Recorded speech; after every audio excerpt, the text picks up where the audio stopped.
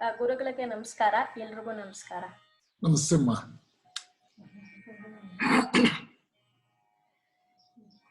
ನಮ್ಮಮ್ಮ ಶಾರದೆ ಉಮಾ ಮಹೇಶ್ವರಿ ನಿಮ್ಮೊಳಗೆ ಹನ್ಯಾರಮ್ಮ. ನಮ್ಮಮ್ಮ ಶಾರದೆ ಉಮಾ ಮಹೇಶ್ವರಿ ನಿಮ್ಮೊಳಗೆ ಹನ್ಯಾರಮ್ಮ. ಕಮ್ಮ ಗೊಲ್ಲನ ವೈರಿ ಸುತನಾದ ಸುಂಡಿಲ ಹೆಮ್ಮೆಯ ಗಣನಾಥನೇ. ಕಮ್ಮ ಗೊಲ್ಲನ ವೈರಿ ಸುತನಾದ ಸುಂಡಿಲ ಹೆಮ್ಮೆಯ ಗಣನಾಥನೇ. ಗಣಮ್ಮ ನಮ್ಮಮ್ಮ ಶಾರದೆ ಉಮಾ ಮಹೇಶ್ವರಿ ನಿಮ್ಮೊಳಗೆ ಹನ್ಯಾರಮ್ಮ. ಮೋರೆ ಕಪ್ಪಿನ ಭಾವ ಮೊರದ ಗಲದ ಕಿವಿ ಮೋರೆ ದಾಳಿವ ನ್ಯಾರಮ್ಮ. ಮೋರೆ ಕಪ್ಪಿನ ಭಾವ ಮೊರದ ಗಲದ ಕಿವಿ ಬೋರೆ ದಾಳಿವ ನ್ಯಾರಮ್ಮ. ಮೂರು ಕಣ್ಣನ ಸೂತ ಮುರಿದಿಟ್ಟ ಧೀರತ ಗಣನಾಥನೇ. ಮೂರು ಕಣ್ಣನ ಸೂತ ಮುರಿದಿಟ್ಟ ಚಂದ್ರನ ಧೀರತ ಗಣನಾಥನೇ. ಕಣಮ್ಮ ನಮ್ಮಮ್ಮ ಶಾರದೆ ಉಮಾ ಮಹೇಶ್ವರಿ ನಿಮ್ಮೊಳಗೆ ಹನ್ಯಾರಮ್ಮ. ದಟ್ಟಿಯ ಪೀಡಿ ದುಟ್ಟಣದಾಧಿಟ್ಟ ತಾನಿವ ನ್ಯಾರಮ್ಮ. ಉಟ್ಟ ದಟ್ಟಿಯ ಪೀಡಿ ದುಟ್ಟ ಚಲ್ಲಣದಾಧಿಟ್ಟ ತಾನಿವ ನ್ಯಾರಮ್ಮ. ಪಟ್ಟದ ರಾಣಿ ಪಾರ್ವತಿಯ ಕುಮಾರನ ಹೊಟ್ಟೆಯ ಗಣನಾಥನೇ. ಪಟ್ಟದ ರಾಣಿ ಪಾರ್ವತಿಯ ಕುಮಾರನ ಹೊಟ್ಟೆಯ ಗಣನಾಥನೇ. ಕಣಮ್ಮ ನಮ್ಮಮ್ಮ ಶಾರದೆ ಉಮಾ ಮಹೇಶ್ವರಿ ನಿಮ್ಮೊಳಗೆ ಹನ್ಯಾರಮ್ಮ. ಶ್ರೀ ವಿದ್ಯೆಯ ಬಲ್ಲ ರಮಣಿ ಹಂಬಲನುಲ್ಲ ಭಾಷಿಗನಿವ ನ್ಯಾರಮ್ಮ. ರಾಶಿ ವಿದ್ಯೆಯ ರಮಣಿ ಹಂಬಲನುಲ್ಲ ಭಾಷಿಗನಿವ ನ್ಯಾರಮ್ಮ. ಲೇಸಾಗಿ ಜನರ ಸಲಹುವ ಕಾಗಿ ನೆಲೆಯಾದಿ ಕೇಶವದಾಸ ಕಣೆ. ಲೇಸಾಗಿ ಜನರ ಸಲಹುವ ಕಾಗಿ ನೆಲೆಯಾದಿ ಕೇಶವದಾಸ ಕಣೆ. ಅಮ್ಮಯ್ಯ ನಮ್ಮ ಶಾರದೆ ಉಮಾ ಮಹೇಶ್ವರಿ ನಿಮ್ಮೊಳಗೆ ಹನ್ಯಾರಮ್ಮ. ಕಮ್ಮ ಗೊಲ್ಲನ ವೈರಿ ಸುತನಾದ ಸುಂಡಿಲ ಹೆಮ್ಮೆಯ ಗಣನಾಥನೇ. ಕಣಮ್ಮ ನಮ್ಮಮ್ಮ ಶಾರದೆ ಉಮಾ ಮಹೇಶ್ವರಿ ನಿಮ್ಮೊಳಗೆ ಹನ್ಯಾರಮ್ಮ. Thank you, Mom. It was a very wonderful melodious rendition.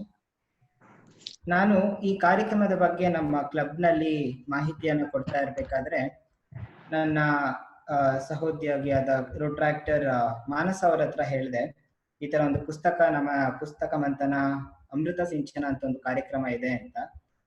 Immediately she wrote to me certain lines expressing her feelings. So ನಾನು ಅಂದ್ಕೊಂಡೆ, when a sister gives me something to write, I should tell it out. So ನನ್ನ hosting ಇದರಲ್ಲಿ let me include it ಅಂತ tell it. ಆಸೆ ಎಂಬ ಅರಮನೆಯು ಬಿತ್ತನೆಗಿಟ್ಟ ಬೀಜದಂತಾದರೆ ಪುಸ್ತಕದ ಜ್ಞಾನವು ಸಾಧನೆಯ ಮೆಟ್ಟಿಲುಗಳಂತೆ ಕಾಣ.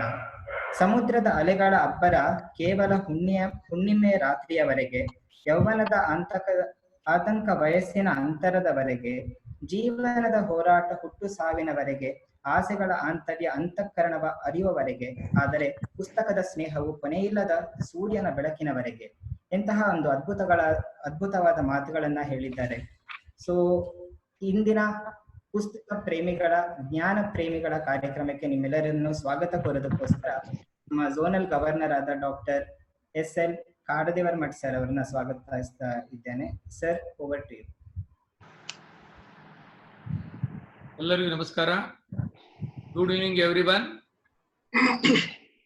It's my pleasure to welcome all the Rotarians, the library professionals, teachers and parents for the today's wonderful and beautiful program Pustaka Manthana Amruta Sinchana. Even out district Rotarians, RID 319, 3160, 3170, 3181, 3182 also they have participated. And before going to the welcome of the today's dignitaries, so let me tell about how the Pustaka Sanskriti Abhiyana initiated Rotary Tumkur in the Rotary itself. In 2015 and 16, 2015, August 31st, Swamiji, Veeresananda Swamiji inaugurated that function in the Siddhaganga Mutt. 2015 and 16, our 3190 world-class governor, Rotarian PDG Nagesh, he only inaugurated that day function. And along with the Rotary High Grounds and Rotary Tumkur, we distributed nearly 4,000 books to the students, titled SS in Rahasya, written by Swami Purushottanamand Ramkrishna Ashrama, Mysore. And this is a wonderful initiative taken that 2015. And till today, the Rotary Tumkur, it is organizing a lot of programs in Tumkur as well as out of Tumkur district. And so far, we have distributed nearly 9,000 books, and to the nearly 15,000 students are under training for the personality development. This is what Pustaka Sanskriti Abhiyana has started. It is. And for this and today's program, the district 3190, that literacy committee, they have supported this program, and they are doing a wonderful program. Since 1 month, they have started online program, that is Vidya Spurti. That later Guru Nagesh may explain about 5 to 10 minutes about the literacy. For this Pustaka Sanskriti Abhiyana, supported by our Kala Bangalore, that is Karnataka Association Library Bangalore, and KSCLA Karnataka State College Library Association, and Innerville, and other many organizations they have supported.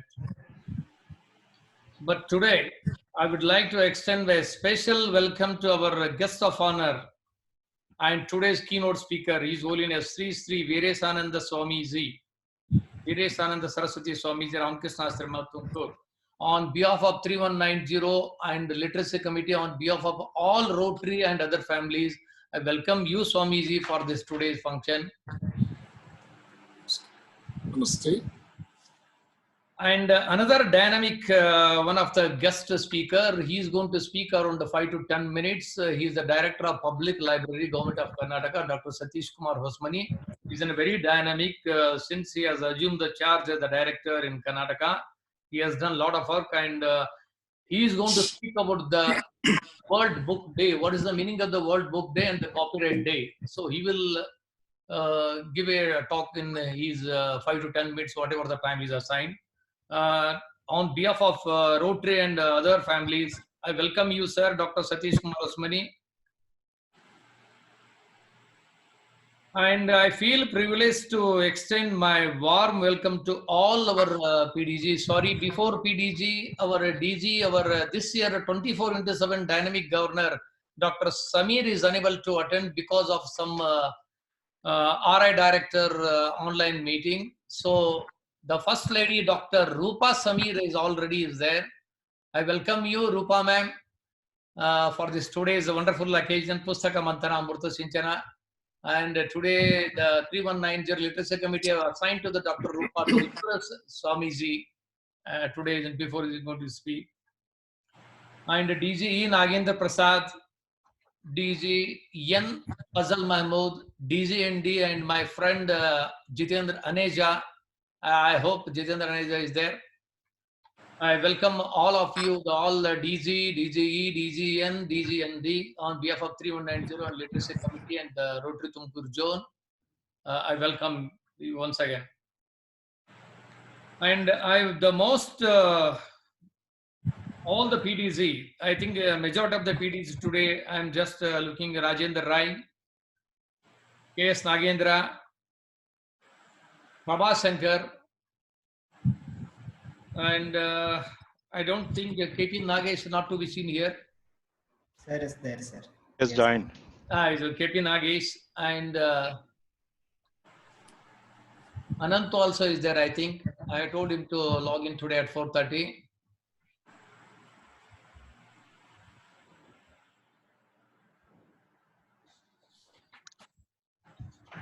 And once again, I welcome to all the library professionals and the Rotary family, teachers and parents for the today's wonderful program. Pustaka Mantana Amrita Sinchana. Srinidhi, is there any possibility to there one or photo on the screen regarding Pustaka Sanskriti Abhiyana, which was Sir, I think we are running out of time, so let's conclude the welcome speech and go to. Okay, yeah. okay. Thank you.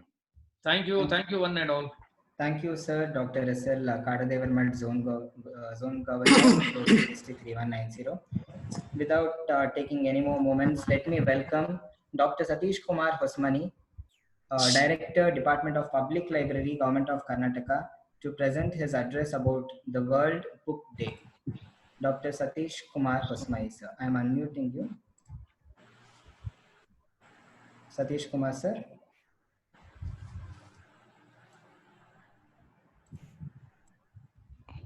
ಕೇಳಿ ಬರ್ತಾ ಇದ್ದಾನೆ sir? Hello.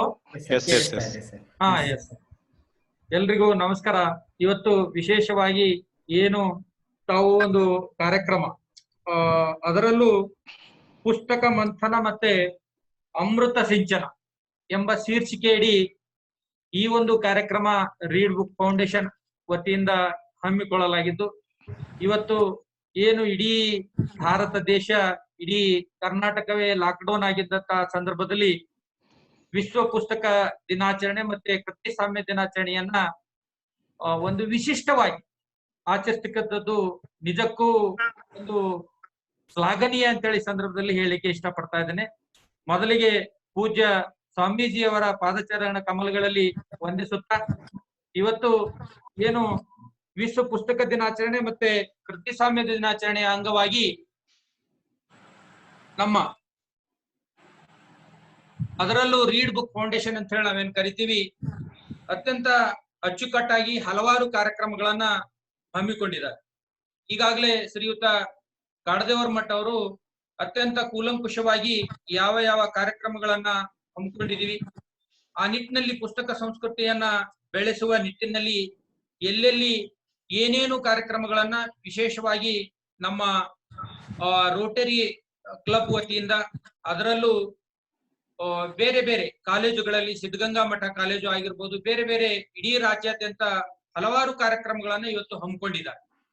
ಅದರಲ್ಲೂ ಈ ಒಂದು online ಕಾರ್ಯಕ್ರಮಕ್ಕೆ, ಅದರಲ್ಲೂ ಏನು ನಮ್ಮ ಪುಸ್ತಕ ಮತ್ತೆ ಕೃತಿಸಾಮ್ಯ ದಿನಾಚರಣೆಯ ನಿಮಿತ್ತ ತಮ್ಮೆಲ್ಲರನ್ನ ವಿಶೇಷವಾಗಿ ವೇದಿಕೆಯ ಮೇಲಿದ್ದಂತ ಎಲ್ಲಾ ಗೌರವಾನ್ವಿತರಿಗೂ, ಅದರಲ್ಲೂ ಏನು ಈ ಒಂದು ನಮ್ಮ ಪೋರ್ಟಲ್ ಅಲ್ಲಿ, ಆನ್ಲೈನ್ ಪೋರ್ಟಲ್ ಅಲ್ಲಿ ವೀಕ್ಷಿಸ್ತಕ್ಕಂತಹ ಎಲ್ಲಾ ಗೌರವಾನ್ವಿತರಿಗೂ ಸಹಿತ ನಾನು ಈ ಒಂದು ಕಾರ್ಯಕ್ರಮಕ್ಕೆ ಅಥವಾ ಈ ಒಂದು ಆನ್ಲೈನ್ ಸಭೆ ಅಂತೇಳಿ ನಾವೇನು ಕರಿತೀವಿ, ಅಥವಾ ಯಾವುದೇ ಒಂದು ಈ ಇಂದಿನ ಅತ್ಯಾಧುನಿಕ ಯುಗದಲ್ಲಿ ಇಂಥ ಒಂದು ಅತ್ಯಾಧುನಿಕ ವ್ಯವಸ್ಥೆಯನ್ನ ಉಪಯೋಗಿಸಿಕೊಂಡು ಅತ್ಯಂತ ವೈವಿಧ್ಯಮಯವಾದಂತಹ ಕಾರ್ಯಕ್ರಮವನ್ನು ಹಮ್ಮಿಕೊಂಡಿರ್ತಕ್ಕಂತ ಶ್ರೀಯುತ ಕಾಡದೇವರ ಮಠ ಅವರಿಗೆ ನನ್ನ ವೈಯಕ್ತಿಕವಾದಂತಹ ಅಭಿನಂದನೆಗಳನ್ನು ಸಲ್ಲಿಸಲಿಕ್ಕೆ ಇಷ್ಟಪಡ್ತಾರೆ. ಮುಖ್ಯವಾಗಿ ಏನು ಅತ್ಯಾಕರ್ಷಕವಾದಂತಹ ಒಂದು ಶೀರ್ಷಿಕೆ, ಈಗಾಗಲೇ ನಾನು ಹೇಳಿದ ಹಾಗೆ ಪುಸ್ತಕ ಮಂಥನ ಮತ್ತೆ ಅಮೃತ ಸಿಂಚನ. ಅದರಲ್ಲೂ ನಮ್ಮ ರೋಟರಿ ಕ್ಲಬ್ ಬಹಳಷ್ಟು ಕೆಲಸಗಳನ್ನ ಈ ಸಂದರ್ಭದಲ್ಲಿ ಮಾಡಿದೆ. ನಾನು ಸಹಿತ ತುಮಕೂರಿನಲ್ಲಿ ಸಹಿತ ಒಂದು ಕಾರ್ಯಕ್ರಮದಲ್ಲಿ ಸಹಿತ ಪಾಲ್ಗೊಂಡು ಈಗಾಗಲೇ ಕಾಡದೇವರ ಮಠ ಅವರು ಹೇಳಿದ ಹಾಗೆ ಯಶಸ್ಸಿನ ಒಂದು ಹೆಜ್ಜೆ ಅಂತೇಳಿ ಒಂದು ಪುಸ್ತಕವನ್ನ ಸಹಿತ ಈ ಸಂದರ್ಭದಲ್ಲಿ ಸ್ವಾಮೀಜಿಯವರು ಮಾಡಿದಂತಹ ಏನು ಬರೆದಂತಹ ಪುಸ್ತಕವನ್ನ ಆ ಒಂದು ಸಂದರ್ಭದಲ್ಲಿ ಸುಮಾರು ಅಲ್ಲಿರ್ತಕ್ಕಂತಹ ಮಕ್ಕಳಿಗೆ ಸುಮಾರು 10,000 ಕೃತಿಗಳನ್ನ ಹಂಚೋದ್ರ ಮೂಲಕ ಅಲ್ಲೂ ಸಹಿತ ಓದುವ ಹವ್ಯಾಸವನ್ನ ಹೆಚ್ಚಿಸಲಿಕ್ಕೆ ಕಾರಣೀಕರ್ತರಾಗಿದ್ದಾರೆ. ಇಂಥ ಒಂದು ಸಂದರ್ಭದಲ್ಲಿ ಪುಸ್ತಕಗಳು ಜ್ಞಾನದ ದೀವಿಗೆ ಇದ್ದಂತೆ. ಅದನ್ನ ನಾವು ಹೆಚ್ಚು ಹೆಚ್ಚು ಓದಿದಷ್ಟು ನಮ್ಮ ಜ್ಞಾನ ವೃದ್ಧಿಯಾಗುತ್ತದೆ ಮತ್ತೆ ವಿಸ್ತಾರಗೊಳ್ಳುತ್ತದೆ. ಅಂದಾಗ ಮಾತ್ರ ನಮ್ಮ ಅರಿವಿನ ವ್ಯಾಪ್ತಿ ಹೆಚ್ಚಾಗ್ತದೆ. ಅಂದ್ರೆ ಜ್ಞಾನದ ರಸದೌತಣವನ್ನ ಹೆಚ್ಚಿಸುವಲ್ಲಿ ಇಂದಿನ ಅತ್ಯಾಧುನಿಕ ಯುಗದಲ್ಲಿಯೂ ಸಹಿತ ಅದು ಸಾಫ್ಟ್ ಕಾಪಿ ಪುಸ್ತಕ ಆಗಿರ್ಬೋದು ಅಥವಾ ಹಾರ್ಡ್ ಕಾಪಿ ಪುಸ್ತಕ ಆಗಿರ್ಬೋದು, ಇಂಥ ಒಂದು ಸಂದರ್ಭದಲ್ಲಿ ಪುಸ್ತಕದಿಂದ ಸಿಗುವ ಜ್ಞಾನಕ್ಕೆ ಯಾವುದೂ ಸಮಾನವಲ್ಲ ಅಂತೇಳಿ ನಾವು ಈ ಸಂದರ್ಭದಲ್ಲಿ ಹೇಳ್ತೇವೆ. ಈಗ ಎಷ್ಟೇ ಆಧುನಿಕ ತಂತ್ರಜ್ಞಾನಗಳು ಸಹಿತ ಇದ್ರೂ ಸಹಿತ ಪುಸ್ತಕಗಳಿರ್ತಕ್ಕಂತಹ ಒಂದು ಮಹತ್ವ ಅತ್ಯಂತ ಶ್ಲಾಘನೀಯವಾದುದು ಅಂತೇಳಿ ಸಂದರ್ಭದಲ್ಲಿ ಹೇಳಲಿಕ್ಕೆ ಇಷ್ಟಪಡ್ತಾ ಇದ್ದೀನಿ. ಇವತ್ತು ತಮಗೆಲ್ಲರಿಗೂ ಗೊತ್ತಿದ್ದ ಹಾಗೆ ವಿಶ್ವ ಪುಸ್ತಕ ದಿನಾಚರಣೆ ಇದು ಪ್ರತಿ ವರ್ಷ ಇಡೀ ಜಗತ್ತಿನಾದ್ಯಂತ ಏಪ್ರಿಲ್ 23ರಂದು ಪ್ರಪ್ರಥಮವಾಗಿ ಏನು ನಾವು ಈ ವಿಶ್ವ ಪುಸ್ತಕ ದಿನಾಚರಣೆ ಯಾಕೆ ಆಚರಣೆ ಮಾಡಬೇಕು ಅಂತ ಹೇಳಿ ತಮ್ಮೆದುರಿಗೆ 1-2 ನಿಮಿಷದಲ್ಲಿ ಹೇಳಲಿಕ್ಕೆ ನಾನು ಇಷ್ಟಪಡ್ತಾ ಇದ್ದೆ. ಮೊದಲನೇದಾಗಿ 1995ರಲ್ಲಿ ಏನು ವಿಶ್ವಸಂಸ್ಥೆಯು ಪ್ಯಾರಿಸ್ ನಲ್ಲಿ ನಡೆದಂತಹ ಒಂದು ಸಮ್ಮೇಳನದಲ್ಲಿ ನಿರ್ಧಾರವನ್ನ ಕೈಗೊಳ್ಳುತ್ತದೆ.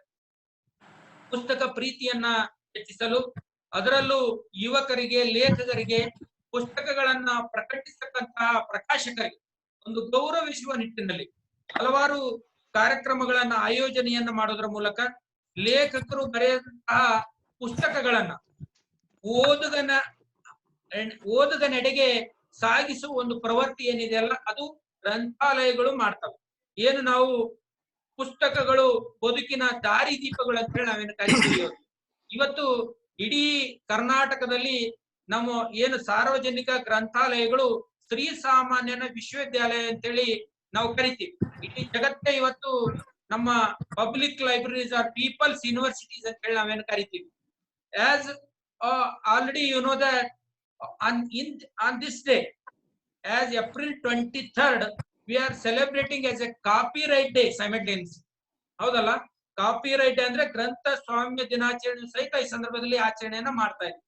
ಇದರ ಒಂದು ಮುಖ್ಯ ಉದ್ದೇಶವು ಸಹಿತ ಏನು 1957ರಲ್ಲಿ ಒಂದು ಡೆಲಿವರಿ ಆಕ್ಟ್ ಅಂತ ಹೇಳಿ, ಅಂದ್ರೆ ಒಬ್ಬ ಲೇಖಕ, ಒಬ್ಬ ಪ್ರಕಾಶಕನು ಬರೆದಂತಹ ಕೃತಿಗಳಿಗೆ ಸಂಪೂರ್ಣವಾದಂತಹ ಹಕ್ಕನ್ನ ಆ ಲೇಖಕನಿಗಿರ್ತದೆ. ಮತ್ತೆ ಆ ಒಂದು ಪ್ರಕಾಶಕರ ಅಕಸ್ಮಾತ್ ಲೇಖಕ ಮತ್ತು ಪ್ರಕಾಶಕನ ನಡುವೆ ಒಪ್ಪಂದ ಆಗಿದ್ದಾಗ ಸಂದರ್ಭದಲ್ಲಿ ಅವರೀರವರ ನಡೆಯೂ ಸಹಿತ ಕೆಲವೊಂದು ಸಂದರ್ಭಗಳಲ್ಲಿ ಹಕ್ಕನ್ನ ಇರುತ್ತದೆ ಆ ಒಂದು ಒಪ್ಪಂದದ ಆಧಾರದ ಮೇಲೆ.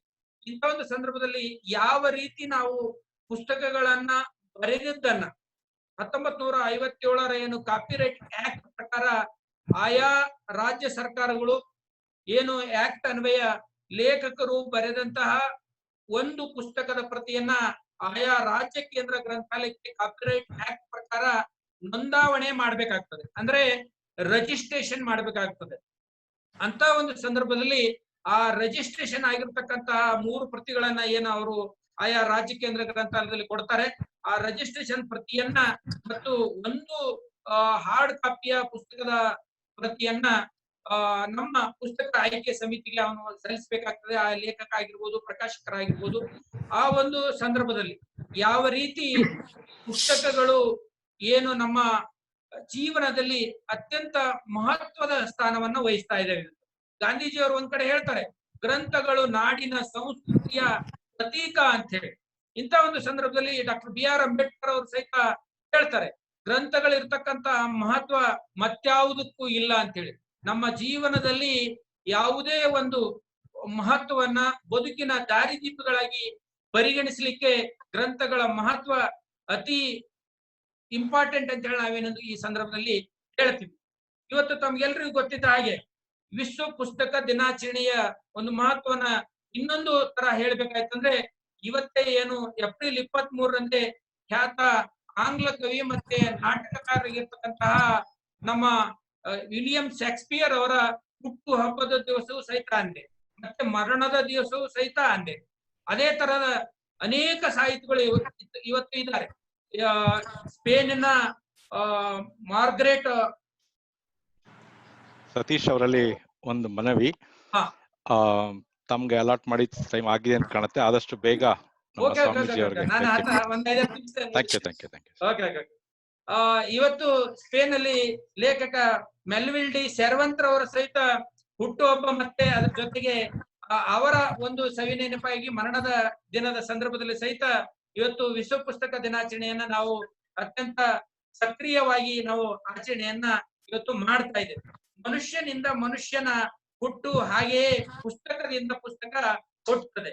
ಇವತ್ತು ಲೇಖಕರು ಇರ್ತಕ್ಕಂತಹ ಮಹತ್ವ ಮತ್ತೆ ಪುಸ್ತಕಗಳಿರ್ತಕ್ಕಂತಹ ಮಹತ್ವ ಅತ್ಯಂತ ಏನು ಪ್ರಾಮುಖ್ಯವಾದದ್ದು ಅಂತೇಳಿ ಸಂದರ್ಭದಲ್ಲಿ ಹೇಳಲಿಕ್ಕೆ ಇಷ್ಟಪಡ್ತಾ ಇದ್ದೇನೆ. ಇವತ್ತು ಏನು ಖ್ಯಾತ ವಿದ್ವಾಂಸರು ಒಂದ್ ಕಡೆ ಹೇಳ್ತಾರೆ, read more and more books so you can never feel alone ಅಂತ. ಹೌದಲ್ಲ? ಯಾವಾಗ್ಲೂ ನೀವು ಪುಸ್ತಕಗಳನ್ನು ಓದ್ತಾ ಇದ್ರೆ ಆ ಸಾಹಿತಿಗಳು ಬರೆದಂತಹ ವೈಚಾರಿಕ ಚಿಂತನೆಗಳನ್ನ ನಮ್ಮಲ್ಲಿ ಮೈಗೂಡಿಸಿಕೊಳ್ಳೋದ್ರ ಮೂಲಕ ನಾವು ಸಹಿತ ಜೀವನದಲ್ಲಿ ಯಶಸ್ಸನ್ನ ಕಾಣ್ಲಿಕ್ಕೆ ಸಾಧ್ಯವಾಗ್ತದೆ ಅಂತ ಈ ಸಂದರ್ಭದಲ್ಲಿ ಹೇಳಲಿಕ್ಕೆ ಇಷ್ಟಪಡ್ತಾ ಇದ್ದೇನೆ. ಇವತ್ತು ನಾವು ಕಳೆದ 23ರಂದು ಸಹಿತ ನಾವು ವಿಶ್ವ ಪುಸ್ತಕ ದಿನಾಚರಣೆಯನ್ನ ಆಚರಣೆ ಸಹಿತ ಮಾಡಿದೀವಿ. ಇವತ್ತು ಒಂದು ಕೊರೋನಾ ಇಡೀ ದೇಶದಲ್ಲಿ ಈ ಕೊರೋನಾ ಒಂದು ಸೋಂಕನ್ನ ತಡೆಗಟ್ಟುವ ನಿಟ್ಟಿನಲ್ಲಿ ಈ ಇಡೀ ನಮ್ಮ ಕರ್ನಾಟಕದ ಸಾರ್ವಜನಿಕ ಗ್ರಂಥಾಲಯಗಳು ಮುಚ್ಚಿದಾವೆ. ನಾವು ಓದದನ್ನ ಮನೆಯ ಬಾಗಿಲಿಗೆ ಒಯ್ಬೇಕು, ಗ್ರಂಥಾಲಯಗಳು ಒಯ್ಬೇಕು ಅಂತ ಹೇಳಿ ಡಿಜಿಟಲ್ ಗ್ರಂಥಾಲಯ ಪೋರ್ಟಲ್ ಅನ್ನ ನಾವು ಈ ಸಂದರ್ಭದಲ್ಲಿ ಪ್ರಾರಂಭವನ್ನ ಮಾಡಿದೆವು. ಕಳೆದ ಫೆಬ್ರವರಿ 26ರಂದು ಮೊನ್ನೆ ನಮ್ಮ ಇಲಾಖಾ ಸಚಿವರಾಗಿರ್ತಕ್ಕಂಥ ಶ್ರೀ ಎಸ್ ಸುರೇಶ್ ಕುಮಾರ್ ಸಾಹೇಬರು ಮತ್ತೆ ಮೊನ್ನೆ ನಮ್ಮ ಇಲಾಖಾ ಪ್ರಧಾನ ಕಾರ್ಯದರ್ಶಿಗಳಾಗಿರ್ತಕ್ಕಂತಹ ಶ್ರೀಯುತ SR ಉಮಾಶಂಕರ್ ಸಾಹೇಬರು ನಮ್ಮ ನಗರ ಕೇಂದ್ರ ಗ್ರಂಥಾಲಯ ಪಶ್ಚಿಮ ವಲಯದಲ್ಲಿ ಉದ್ಘಾಟನೆಯನ್ನ ಈ ಸಂದರ್ಭದಲ್ಲಿ ಮಾಡಿದ್ದಾರೆ. ಅಂದಿನಿಂದ ಇಂದಿನವರೆಗೂ ಏನು ಲಾಕ್ಡೌನ್ 24ನೇ ತಾರೀಕಿಗೆ ನಮಗೆ ಕಳೆದ ಮಾರ್ಚ್ 23ರಂದು ನಮ್ಮ ಲಾಕ್ಡೌನ್ ಅವಧಿ ಪ್ರಾರಂಭವಾಯಿತು. ನಾವು ನಮ್ಮ ಏನು ಡಿಜಿಟಲ್ ಪೋರ್ಟಲ್ ಅಲ್ಲಿ, ನಾನು ಇಲ್ಲಿ ನೋಡ್ತಕ್ಕಂತಹ ಎಲ್ಲಾ ವೀಕ್ಷಕರಿಗೆ ನನ್ನ ವಿನಂತಿ ಏನಂತಂದ್ರೆ, ಹಲೋ, ಐ ಆಮ್ ಆಡಿಬಲ್? ಕೇಳ ಬರ್ತಾ ಇದೆ? ಹಲೋ ಸರ್, ತಾಂತ್ರಿಕ ದೋಷ ಇರಬೇಕು. ಹಲೋ, ನಿಮ್ಮ ಮಾತುಗಳು ಬಹಳ ಸುಂದರವಾಗಿತ್ತು. ನಮಗೆ ನಿಮ್ಮನ್ನ ರೀಚ್ ಆಗೋದಕ್ಕೆ ಸಾಧ್ಯವಾಗ್ತಾ ಇಲ್ಲ. ತುಂಬಾ ಧನ್ಯವಾದಗಳು. ನಿಮ್ಮ ಪುಸ್ತಕದ ಕುರಿತಾಗಿ ನೀವು ಬಹಳಷ್ಟು ಇನ್ಫಾರ್ಮೇಶನ್ ನಮಗೆ ಕೊಟ್ಟಿದ್ದೀರಿ. ನಾವು ಹಾಗೆ ಡಿಸ್ಟ್ರಿಕ್ಟ್ ಲಿಟ್ರಸಿ ಕಮಿಟಿಯಿಂದ ಈಗ ಏನ್ ಮಾಡಿದ್ದೀವಿ ಅಂದ್ರೆ, we have taken the schools to the teachers. Trainings ಅನ್ನ ಆನ್ಲೈನ್ ಮೂಲಕ ಕೊಡ್ತಿದ್ದೀವಿ. ವಿಸ್ತಾರದಿಂದ ಅರಿಮೆಯಿಂದ ವಿದ್ಯಾಸ್ಫೂರ್ತಿ, ಇವತ್ತಿನ ವಿದ್ಯಾಸ್ಫೂರ್ತಿಗೆ ಬಹಳಷ್ಟು ಸ್ಫೂರ್ತಿಯಾದಂತಹ ಸ್ಪಿರಿಚುವಲ್ ಸನ್ ಅಂತ ಹೇಳ್ಬೋದು, ಅಥವಾ ಒಂದು ಮಾರ್ಗದರ್ಶಕರಾದಂತಹ ಗುರುಗಳಿದ್ದಾರೆ. ಸೊ ಅವರನ್ನ ಇಂಟ್ರೊಡ್ಯೂಸ್ ಮಾಡೋದಕ್ಕೆ I request our most dynamic first lady doctor Roopa Hariyani ma'am. Ma'am, over to you. Am I audible, Srinidhi? Yes, ma'am. Yes, ma'am. Ellarigu namaskara. A very happy evening to all the dignitaries on this Zoom session. At the outset, my heartfelt thanks to the Literacy Committee, RID 3190, for making me a part of this program, and a special thank you to Dr. S.L. Kadadevarmat for his personal invitation to me. Namma Shri Shri Shri Veereshananda Saraswati Swamigalige ಹಾಗೂ ಸತೀಶ್ ಹೊಸಮನಿ ಅವರಿಗೆ ಕೂಡ ನನ್ನ ನಮನಗಳು. ಇವತ್ತಿನ ಈ world book day ಆಚರಣೆಯ ಪರವಾಗಿ ಏರ್ಪಡಿಸುವ ಈ ಕಾರ್ಯಕ್ರಮಕ್ಕೆ ನಮ್ಮ ಜಿಲ್ಲಾ ಪಾಲಕರಾದ ಡಾಕ್ಟರ್ ಸಮೀರ್ ಹರಿಯಾನಿ ಅವರ ಪರವಾಗಿ ಹಾಗೂ ನನ್ನಿಂದ ಕೂಡ ನಿಮ್ಮೆಲ್ಲರಿಗೂ ಹೃತ್ಪೂರ್ವಕ ಅಭಿನಂದನೆಗಳು. ನಾವು ಈಗ ಸಮೀರ್ ಅವರು ನಮ್ಮ RIDN ರವಿ ವಡ್ಲಮಣಿ ಅವರ ಜೊತೆ ಒಂದು ವಿಮರ್ಶನೆಯ ಕಾರ್ಯಕ್ರಮದಲ್ಲಿ ಪಾಲ್ಗೊಳ್ಳುತ್ತಿದ್ದಾರೆ. ಆದ್ದರಿಂದ ಈ ಕಾರ್ಯಕ್ರಮಕ್ಕೆ ಅವರಿಗೆ ಬರಕ್ಕೆ ಸಾಧ್ಯವಾಗುತ್ತಿಲ್ಲ ಎಂದು ತಮ್ಮ ವಿಷಾದವನ್ನು ಅವರು ಸೂಚಿಸಿದ್ದಾರೆ. Now books are an integral part of everyone's life. Earlier we had hard copies, even now we have hard copies, but now books are also available in e-format as well as audiobooks. But whatever said and done, the joy of holding a book and reading it and turning the pages is something totally different. Maybe just pages from end to end, but a book is always a special friend to us. Dr. Abdul Kalam ಅವರು ಹೇಳಿದಂತೆ ಒಂದು ಪುಸ್ತಕ, ಒಂದು ಉತ್ತಮ ಪುಸ್ತಕ 100 ಸ್ನೇಹಿತರ ಸಮಾನದಂತೆ.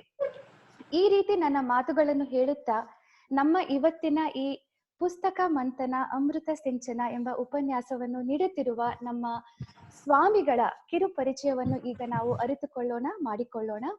ನಮ್ಮ ಸ್ವಾಮಿಯವರ ಜೀವನವೇ ಒಂದು ಅಮೂಲ್ಯವಾದ ಗ್ರಂಥವಿದ್ದಂತೆ ಅಂತ ಹೇಳಬಹುದು. ಬನ್ನಿ ಈ ಗ್ರಂಥದ ಹಲವು ಪುಟಗಳನ್ನು ಇವಾಗ ನಾವು ತಿರುಗಿಸೋಣ, ಓದೋಣ.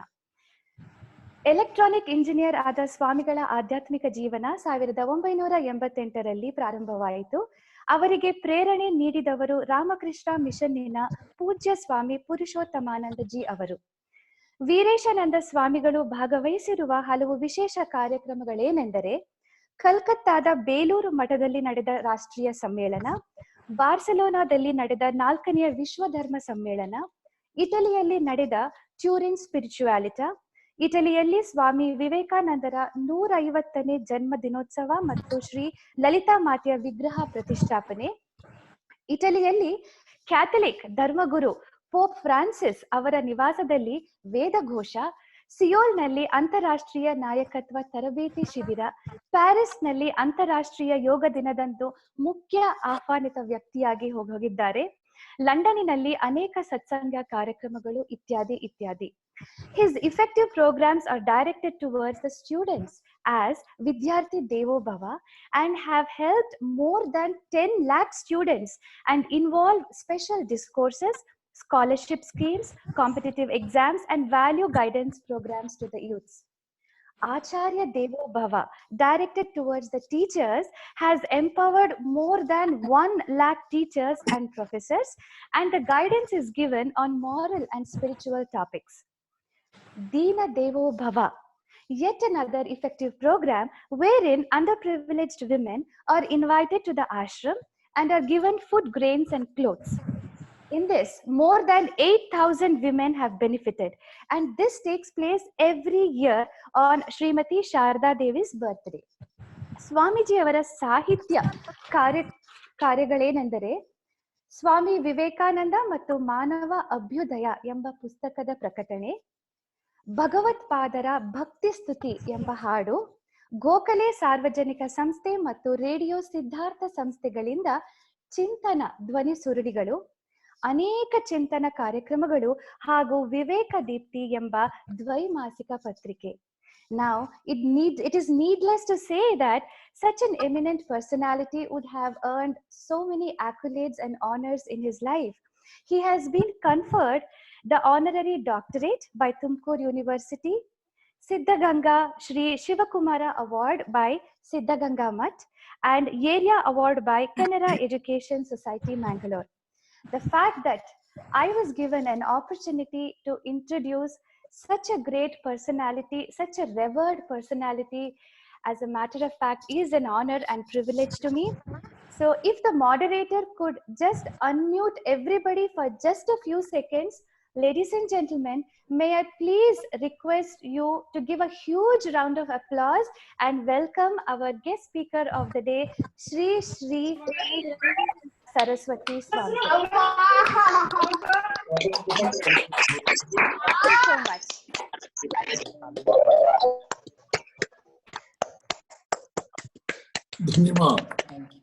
Thank you, ma'am. ಧನ್ಯವಾದಗಳು ma'am, thank you so much. ಈಗ the moment we all are waiting for, we will just sit and listen to the wisdom of ಗುರುಗಳು. ಸರ್, ತುಂಬಾ ಹೊತ್ತು ಕಾಯಿಸಿದ್ದೀವಿ, ಕ್ಷಮ ಯಾಚಿಸ್ತಾ ನಿಮ್ಗೆ ಸೆಷನ್ ಅನ್ನು ತಗೊಳ್ಳೋದಕ್ಕೆ ರಿಕ್ವೆಸ್ಟ್ ಮಾಡ್ತಿದ್ದೀನಿ. Thank you.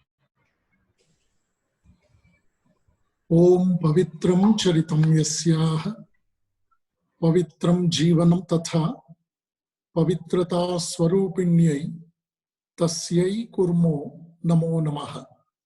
या देवी सर्वभूतेषु श्रद्धारूपेण संस्थित नमस्तस्यै नमस्तस्यै नमस्तस्यै नमो नमः।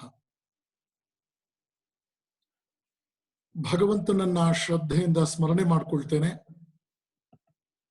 ರೀಡ್ ಬುಕ್ ಫೌಂಡೇಶನ್ ಹಾಗೂ ರೋಟರಿ 3190 ಇದರ ಸಂಯುಕ್ತಾಶ್ರಯದಲ್ಲಿ ಇಂದು ವಿಶೇಷವಾದ ಎಜುಕೇಟಿವ್ ಪ್ರೋಗ್ರಾಂ ಆರ್ಗನೈಸ್ ಆಗಿದೆ. ಪುಸ್ತಕ ಮಂಥನ ಅಮೃತ ಸಿಂಚನ ಒಂದು ವಿಶಿಷ್ಟವಾದ ಶೀರ್ಷಿಕೆ. ಈ ಕಾರ್ಯಕ್ರಮದ ಆಯೋಜನೆಯಲ್ಲಿ ಬಹಳಷ್ಟು ಶ್ರಮ ವಹಿಸಿದಂತಹ ನನ್ನ ಅತ್ಯಂತ ಆತ್ಮೀಯ ಹಿರಿಯ ಮಿತ್ರರಾದ ಡಾಕ್ಟರ್ ಕಾಡದೇವರ ಮಠ್ ಅವರನ್ನ, ಅವರ ಇಡೀ ಸೇವಾ ಸಮಿತಿಯನ್ನ, ಜೊತೆಗೆ ರೀಡ್ ಬುಕ್ ಫೌಂಡೇಶನ್ ಹಾಗೂ ರೋಟರಿ ಸಂಸ್ಥೆಯ ಎಲ್ಲ ಆತ್ಮೀಯರನ್ನ ನಾನು ಪ್ರೀತಿಪೂರ್ವಕವಾಗಿ ಅಭಿನಂದಿಸ್ತೇನೆ. ಕೆಲವು ದಿವಸಗಳ ಹಿಂದೆ ಶ್ರೀ ಕಾಡದೇವರ ಮಠ್ ಅವರು ದೂರವಾಣಿಯ ಮೂಲಕ ನನ್ನನ್ನ ತಲುಪಿ ಈ ಕಾರ್ಯಕ್ರಮದ ಬಗ್ಗೆ ತಿಳಿಸಿದ್ರು. ಅವರು ದಯವಿಟ್ಟು ಏನಾದರೂ ಒಂದು ಶೀರ್ಷಿಕೆಯನ್ನ ನೀವು ಸೂಚಿಸಬೇಕು ಸ್ವಾಮೀಜಿ ಎಂದಾಗ ನಾನು ಪುಸ್ತಕ ಮಂಥನ ಅಮೃತ ಸಿಂಚನ ಹೇಗಿದೆ ಅಂತ ಕೇಳಿದಾಗ ಅವರು ಬಹಳ ಸಂತೋಷಪಟ್ಟರು. ಹೀಗಾಗಿ ಅಂತಾರಾಷ್ಟ್ರೀಯ ಪುಸ್ತಕ ದಿನದ ಈ ಒಂದು ಅರ್ಥಪೂರ್ಣ ಆಚರಣೆಯ ಸಂದರ್ಭದಲ್ಲಿ ನಾವೆಲ್ಲರೂ ಕೂಡ ಒಂದು ವಿಶೇಷವಾದ ಉದ್ದೇಶಕ್ಕಾಗಿ ಇಲ್ಲಿ ಸೇರಿದ್ದೇವೆ. ರೋಟರಿ ಸಂಸ್ಥೆ ತುಮಕೂರು ವಿಶೇಷವಾಗಿ ಕಳೆದ 30 ವರ್ಷಗಳಿಂದ ನಾನು ಒಡನಾಟ ಹೊಂದಿರತಕ್ಕಂಥ ಒಂದು ಉತ್ತಮ ಸೇವಾ ಸಂಸ್ಥೆ. ಇಲ್ಲಿ ಹಲವಾರು ಹಿರಿಯರು, ಕೈಗಾರಿಕೋದ್ಯಮಿ HG ಚಂದ್ರಶೇಖರ್ ಅವರಿಂದ ಮೊದಲುಗೊಂಡು ಸೋದರಿ ಆಶಾ ಪ್ರಸನ್ನ ಕುಮಾರ್ ಅವರು, ಸೋದರಿ ರೇಖಾ ಬಾಬು ಅವರು, ಇತ್ತೀಚಿನ ನಮ್ಮ ಸನ್ಮಾನ್ಯ ಪ್ರೊಫೆಸರ್ ಕಾಡದೇವರ ಮಠ್ ಹಾಗೂ ಮೊನ್ನೆವರೆಗೂ ಕಾರ್ಯನಿರ್ವಹಿಸಿದಂತಹ ಆಶ್ರಮದ ಮಗು ಕುಮಾರಿ ಅಂಬಿಕಾ, ಇಂತಹ ಎಲ್ಲ ಮಕ್ಕಳು ಬಹಳ ಉತ್ತಮವಾದ ಕಾರ್ಯವನ್ನು ಮಾಡ್ಕೊಂಡು ಬಂದದ್ದನ್ನ ನಾನು ಹತ್ತಿರದಿಂದ ಕಂಡಿದ್ದೇನೆ. ಸಮಯದ ಅಭಾವದಿಂದ ನಾನು ಹೆಸರುಗಳು ಹೇಳಕ್ ಆಗ್ತಾ ಇಲ್ಲ. ಜೊತೆಗೆ ರೀಡ್ ಬುಕ್ ಫೌಂಡೇಶನ್ನಿನ ಒಂದು ಕಾನ್ಸೆಪ್ಟ್ ಅನ್ನ ಶ್ರೀ ಕಾಡದೇವರ ಮಠ್ ಅವರು ಹಲವಾರು ಗಂಟೆಗಳ ಕಾಲ ಆಶ್ರಮಕ್ಕೆ ಬಂದು ನನ್ನೊಂದಿಗೆ ಚರ್ಚಿಸಿದ್ದು ಕೂಡ ನನ್ನ ಮನಸ್ಸಿನಲ್ಲಿ ಹಸಿರಾಗಿ ಉಳಿದಿದೆ. ಒಂದು ಉತ್ತಮ ಕಾರ್ಯಕ್ರಮದ ಮೂಲಕ ಅವರು ಮಕ್ಕಳಿಗೆ ನೈತಿಕ ಶಿಕ್ಷಣವನ್ನ, ರಾಷ್ಟ್ರೀಯ ಭಾವೈಕ್ಯತೆಯನ್ನ, ರಾಷ್ಟ್ರಭಕ್ತಿಯನ್ನ ಮೂಡಿಸುವ ಪವಿತ್ರ ಕಾರ್ಯಕ್ಕೆ ಸಂಕಲ್ಪಿಸಿ ರೀಡ್ ಬುಕ್ ಫೌಂಡೇಶನ್ನ ಮೂಲಕ ಒಂದು ಉತ್ತಮವಾದ ಕ್ರಾಂತಿಯನ್ನೇ ಮಾಡ್ತಾ ಇದ್ದಾರೆ ಅಂದ್ರೆ ಅತಿಶಯೋಕ್ತಿ ಅಲ್ಲ. ಜೊತೆಗೆ ಅವರು ಯಾವ ಪುಸ್ತಕವನ್ನು ಓದಿಸ್ಬೇಕು ಅಂದಾಗ ನನ್ನ ಪೂಜ್ಯ ಆಧ್ಯಾತ್ಮಿಕ ಗುರುಗಳಾಗಿದ್ದ ಪರಮ ಪೂಜ್ಯ ಶ್ರೀಮತ್ ಸ್ವಾಮಿ ಪುರುಷೋತ್ತಮಾನಂದಜಿ ಮಹಾರಾಜ್ ಅವರು ಬರೆದಂತಹ ಯಶಸ್ಸಿನ ರಹಸ್ಯ ಪುಸ್ತಕವನ್ನ ನಾನು ಅವರಿಗೆ ರೆಕಮೆಂಡ್ ಮಾಡಿದೆ. ಅವರು ಬಹಳ ಸಂತೋಷದಿಂದ ಒಪ್ಕೊಂಡ್ರು. ಈ ಸಂದರ್ಭದಲ್ಲಿ ನಾನೊಂದು ಮಾತು ಹೇಳಿದ್ರೆ ಉತ್ಪ್ರೇಕ್ಷೆ ಇಲ್ಲ. ಬಹುಶಃ 7ನೇ ತರಗತಿಯ ಮೊದಲುಗೊಂಡು ಪೋಸ್ಟ್ ಗ್ರಾಜ್ಯುಯೇಷನ್ ವಿದ್ಯಾಭ್ಯಾಸ ಮಾಡ್ತಾ ಇರುವವರೆಗೂ ಎಲ್ಲ ಮಕ್ಕಳಿಗೂ ಒಂದು ಅತ್ಯುತ್ತಮವಾದ ಹ್ಯಾಂಡ್ ಬುಕ್ ಆಗಿ, ದಿಕ್ಸೂಚಿಯಾಗಿ ಯಶಸ್ಸಿನ ಕಾರ್ಯವನ್ನು ಮಾಡಬಲ್ಲಂತಹ ಪುಸ್ತಕ ಯಶಸ್ಸಿನ ರಹಸ್ಯ. ಮೈಸೂರು ರಾಮಕೃಷ್ಣ ಮಠದ ಪರಮ ಪೂಜ್ಯ ಸ್ವಾಮಿ ಮುಕ್ತಿದಾನಂದಜಿಯವರು ನನ್ನ ಪ್ರೀತಿಪೂರ್ವಕ ವಿನಂತಿಯ ಮೇರೆಗೆ ಈ ಪುಸ್ತಕವನ್ನ ಪ್ರಕಟಿಸಿದರು. ಇದೊಂದು ಬಹಳ ವಿಸ್ತೃತವಾದ ಕಥೆ. ಸಂದರ್ಭೋಚಿತವಾಗಿ ನನ್ನ ಮಾತಿನ ನಡುವೆ ಅದನ್ನು ಕುರಿತಾದ ಕೆಲವು ವಿಚಾರಗಳನ್ನು ನಿಮ್ ಜೊತೆ ಹಂಚಿಕೊಳ್ಳೋದಕ್ಕೆ ನಾನು ಬಯಸ್ತೇನೆ. ನೇರವಾಗಿ ಈ ಏಪ್ರಿಲ್ 23ರ ಅಂತಾರಾಷ್ಟ್ರೀಯ ಪುಸ್ತಕ ದಿನದ ಮಹತ್ವದ ಬಗ್ಗೆ ಪ್ರಸ್ತಾಪಿಸೋದಕ್ಕೆ ಬಯಸ್ತೇನೆ. ಇದೊಂದು ವಿಶಿಷ್ಟವಾದ ಆಚರಣೆಯಾಗಿ ಯುನೆಸ್ಕೋ ಜಗತ್ತಿಗೆ ನೀಡಿದೆ. ಬಹಳಷ್ಟು ಸಂದರ್ಭಗಳಲ್ಲಿ ನಮಗೆ ವಿಶ್ವಸಂಸ್ಥೆ ಅಥವಾ ಯುನೆಸ್ಕೋ ಈ ರೀತಿಯಲ್ಲಿ ಅಥವಾ ಒಂದು ರಾಷ್ಟ್ರದ ಆಡಳಿತಾತ್ಮಕ ವ್ಯವಸ್ಥೆ ಪರಿಚಯ ಮಾಡಿಕೊಡಬಹುದಾದಂತಹ ಆಚರಣೆಗಳನ್ನ ನಾವು ದಾಖಲಿಸ್ತೇವೆ. ನಮ್ಮ ಪರಂಪರೆಯಲ್ಲಿ ಇದಕ್ಕೆ ಪೂರಕವಾಗುವಂತಹ ಹಲವಾರು ಆಚರಣೆಗಳಿದೆ, ಅದನ್ನ ಮರೆತು ಬಿಡ್ತೇವೆ. ಉದಾಹರಣೆಗೆ ಇಂಟರ್ನ್ಯಾಷನಲ್ ಬುಕ್ ಡೇ ಇದು 1990ರ ದಶಕದಲ್ಲಿ ಪ್ರಾರಂಭ ಆಗಿದೆ. ಇದರ ಆಚರಣೆಗೆ ಕೇವಲ ಈ ಒಂದು 25 ವರ್ಷ ಆಗಿದೆ. ಆದರೆ ಪ್ರಾಚೀನ ಭಾರತದಿಂದಲೂ ಕೂಡ ನಾವು ಆಚರಿಸುವಂತಹ ಶರಣ್ ನವರಾತ್ರಿಯಲ್ಲಿ ಶಾರದಾ ಪೂಜೆ ಅತ್ಯಂತ ಪ್ರಶಸ್ತವಾದ ಆಚರಣೆಯಾಗಿದೆ. ನಾವೆಲ್ಲರೂ ನವರಾತ್ರಿಯಲ್ಲಿ ಶಾರದೆಯನ್ನ ಪೂಜೆ ಮಾಡ್ತೇವೆ. ಶಾರದೆಯನ್ನ ವಿಶೇಷವಾಗಿ ನಮಗೆ ಜ್ಞಾನವನ್ನ ಅನುಗ್ರಹಿಸು ಅಂತ ಪೂಜೆ ಮಾಡ್ತೇವೆ.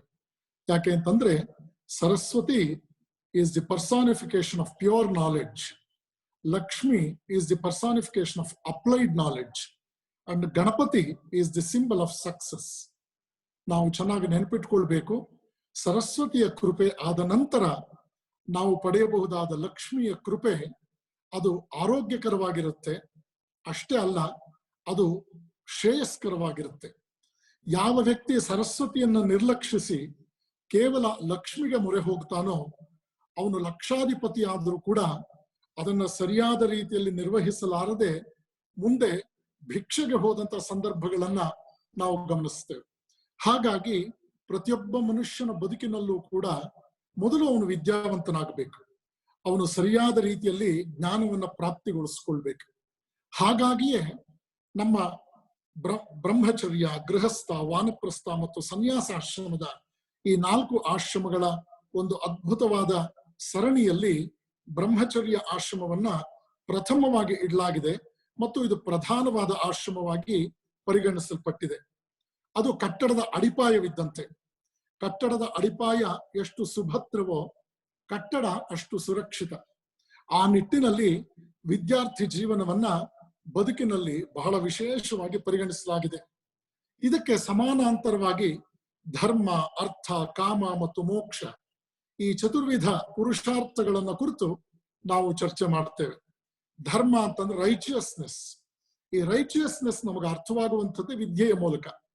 ವಿದ್ಯಾಭ್ಯಾಸ ಅಂತಕ್ಕಂಥದ್ದು ಎಷ್ಟು ಅದ್ಭುತವಾದ ವಿಚಾರ ಅನ್ನೋದನ್ನ ನಾವು ಗಮನಿಸ್ಕೋಬೇಕು. ಸ್ವಾಮಿ ವಿವೇಕಾನಂದರು ಹೇಳ್ತಾರೆ, the greatest difference between a human and subhuman is with respect to education, with respect to education. ಇದನ್ನ ನಾವು ಗಮನಿಸಬೇಕು.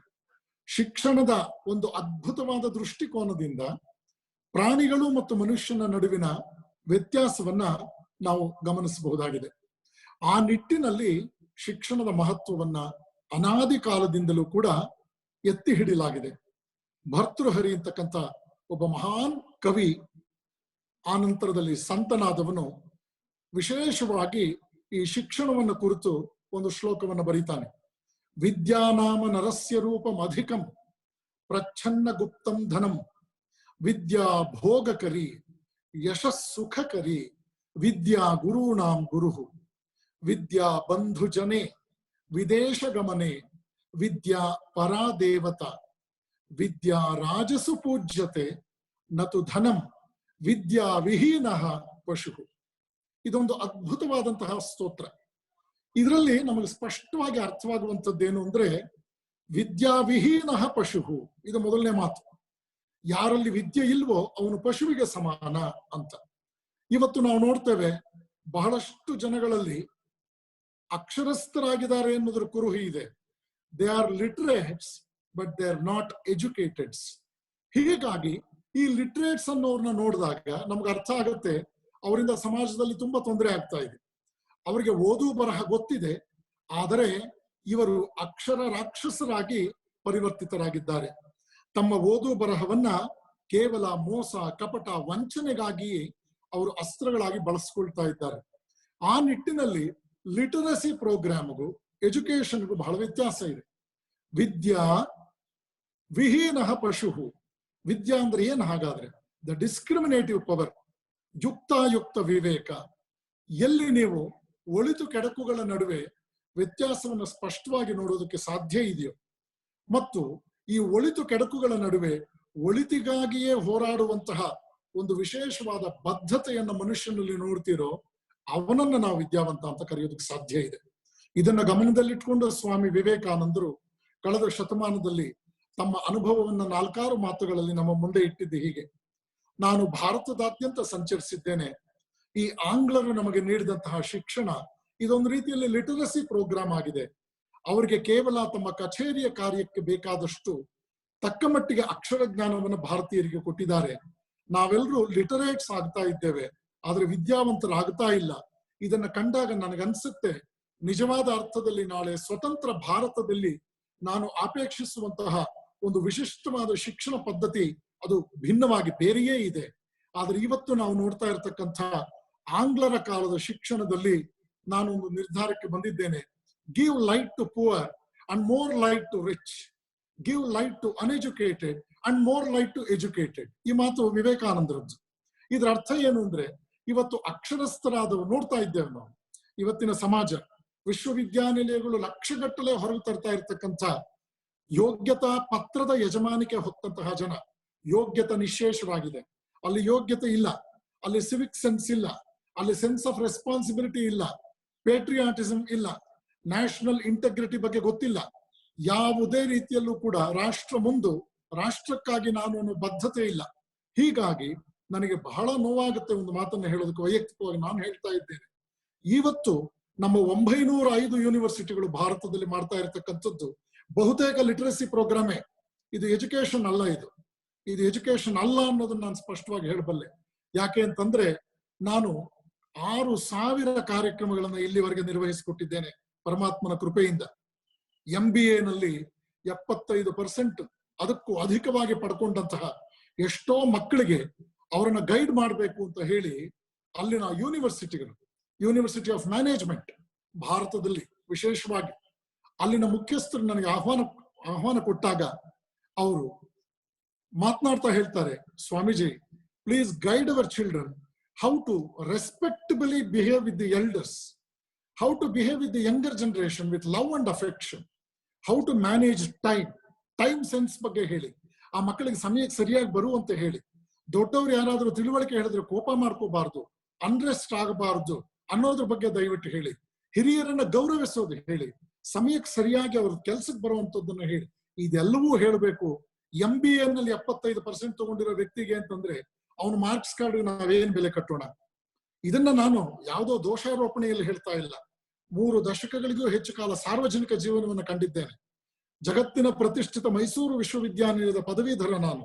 ಕಂಡಿದ್ದೇನೆ, ಕಷ್ಟವನ್ನ ಕಂಡಿದ್ದೇನೆ, ನಷ್ಟವನ್ನ ಕಂಡಿದ್ದೇನೆ, ನೋವನ್ನ ಕಂಡಿದ್ದೇನೆ, ಸಮಾಜವನ್ನ ಹತ್ತಿರದಿಂದ ಕಂಡಿದ್ದೇನೆ. ಇದೆಲ್ಲದರ ಹಿನ್ನೆಲೆಯಲ್ಲಿ ನಾನು ಹೇಳ್ತಾ ಇದ್ದೇನೆ, even today 75 years after our independence, ಇವತ್ತು ಕೂಡ ಬಹುತೇಕ we have the literacy program. Very unfortunately, we have equated our education system to our literacy program to education system.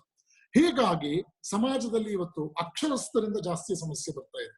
ಆ ನಿಟ್ಟಿನಲ್ಲಿ ನಾನು 10 ದೇಶಗಳಲ್ಲಿ ಆಹ್ವಾನದ ಮೇರೆಗೆ ಪ್ರವಚನಕ್ಕಾಗಿ 3-4 ಸಲ ಪ್ರವಾಸ ಮಾಡಿದ್ದೇನೆ. ನಾನು ಇಟಲಿಯ ಟ್ಯೂರಿನ್ ಯೂನಿವರ್ಸಿಟಿಯಲ್ಲಿ, ಜಿನೋವಾ ಯೂನಿವರ್ಸಿಟಿಯಲ್ಲಿ, ಸೌತ್ ಕೊರಿಯಾದ ಯೂನಿವರ್ಸಿಟಿಗಳಲ್ಲಿ, ಆಕ್ಸ್ಫರ್ಡ್ನ ಯೂನಿವರ್ಸಿಟಿಯಲ್ಲಿ, the centre for Hindu studies, ಇಂತಹ ಕಡೆ ಹಲವಾರು ಸಂವಾದ ಕಾರ್ಯಕ್ರಮಗಳಲ್ಲಿ ಮಾತನಾಡಿದಾಗ ಆ ವಂದನಾರ್ಪಣೆಯ ಸಂದರ್ಭದಲ್ಲಿ ಅಲ್ಲಿನ ಗಣ್ಯರು ಹೇಳ್ತಾ ಇದ್ದಂತಹ ಅತ್ಯಂತ ಮನೋಜ್ಞವಾದ ಮಾತು, this is the beauty of A speaker of India, this is the beauty of Indian philosophy.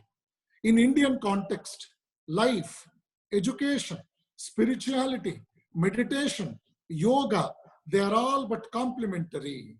ಈ ಮಾತು ಪ್ರಪಂಚದಲ್ಲಿ ಬೇರೆ ಇನ್ನೆಲ್ಲೂ ಕೂಡ ಬೇರೆ ದೇಶದ ಅತ್ಯದ್ಭುತವಾದ ಇಂಟೆಲೆಕ್ಚುಯಲ್ ಸ್ಪೀಕರ್ ಅವನಿಗೂ ಕೂಡ ಈ ಮಾತುಗಳನ್ನು ಬಳಸೋದಿಲ್ಲ. ಆದ್ರೆ ಭಾರತೀಯ ವಿಚಾರದಲ್ಲಿ life and education, life, education and science ಇದನ್ನ ಗಮನಿಸ್ಬೇಕು. ನಮ್ಮ ಬುದ್ಧಿಜೀವಿಗಳಿದನ್ನು ಗಮನಿಸ್ಬೇಕು, ನಮ್ಮ ವಿಚಾರ ವ್ಯಾಧಿಗಳಿದನ್ನು ಗಮನಿಸ್ಬೇಕು. ಇವತ್ತು ವಿಜ್ಞಾನ ಓದದಲ್ಲೇ ಇರ್ತಕ್ಕಂಥವ್ರು ವೈಜ್ಞಾನಿಕ ದೃಷ್ಟಿಕೋನದ ಬಗ್ಗೆ ವಿಪರೀತ ಮಾತಾಡಕ್ ಹೋಗ್ತಾರೆ. ಅದನ್ನು ನಾನು ಹೇಳಕ್ ಹೊರಟದ್ದು. ಇಂಡಿಯಾದ ಕಾಂಟೆಕ್ಸ್ಟ್ ನಲ್ಲಿ ಲೈಫ್ ಎಜುಕೇಶನ್,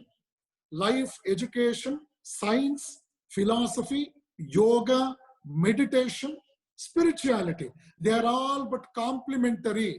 ಈ ಮಾತನ್ನು ಯಾರು ಹೇಳ್ತಾರೆ? ಈ ಮಾತನ್ನು ಒಬ್ಬರು ಡಾಕ್ಟರ್ ಆಲ್ಬರ್ಟೋ ಪೆಲಿಸಿರೋ, ದಯವಿಟ್ಟು ಗೂಗಲ್ಗೆ ಹೋಗಿ, ಟ್ಯೂರಿನ್ ಯೂನಿವರ್ಸಿಟಿಯ ಇಂಡಾಲಜಿ ಡಿಪಾರ್ಟ್ಮೆಂಟ್ ಮುಖ್ಯಸ್ಥರು ಡಾಕ್ಟರ್ ಆಲ್ಬರ್ಟೋ ಪೆಲಿಸಿರೋ ಹೇಳ್ತಾರೆ. ಬ್ರೂನೋ ಬಾರ್, ಇಟಲಿಯ ಟ್ಯೂರಿನ್ ಯೂನಿವರ್ಸಿಟಿ ಅವರು ಹೇಳ್ತಾರೆ. ಪ್ರೊಫೆಸರ್ ಕಿಮೋತಿ ಕಿರ್ನನ್, ಆಕ್ಸ್ಫರ್ಡ್ ಯೂನಿವರ್ಸಿಟಿಯ professor who heads the centre of Hindu studies ಹೇಳ್ತಾರೆ.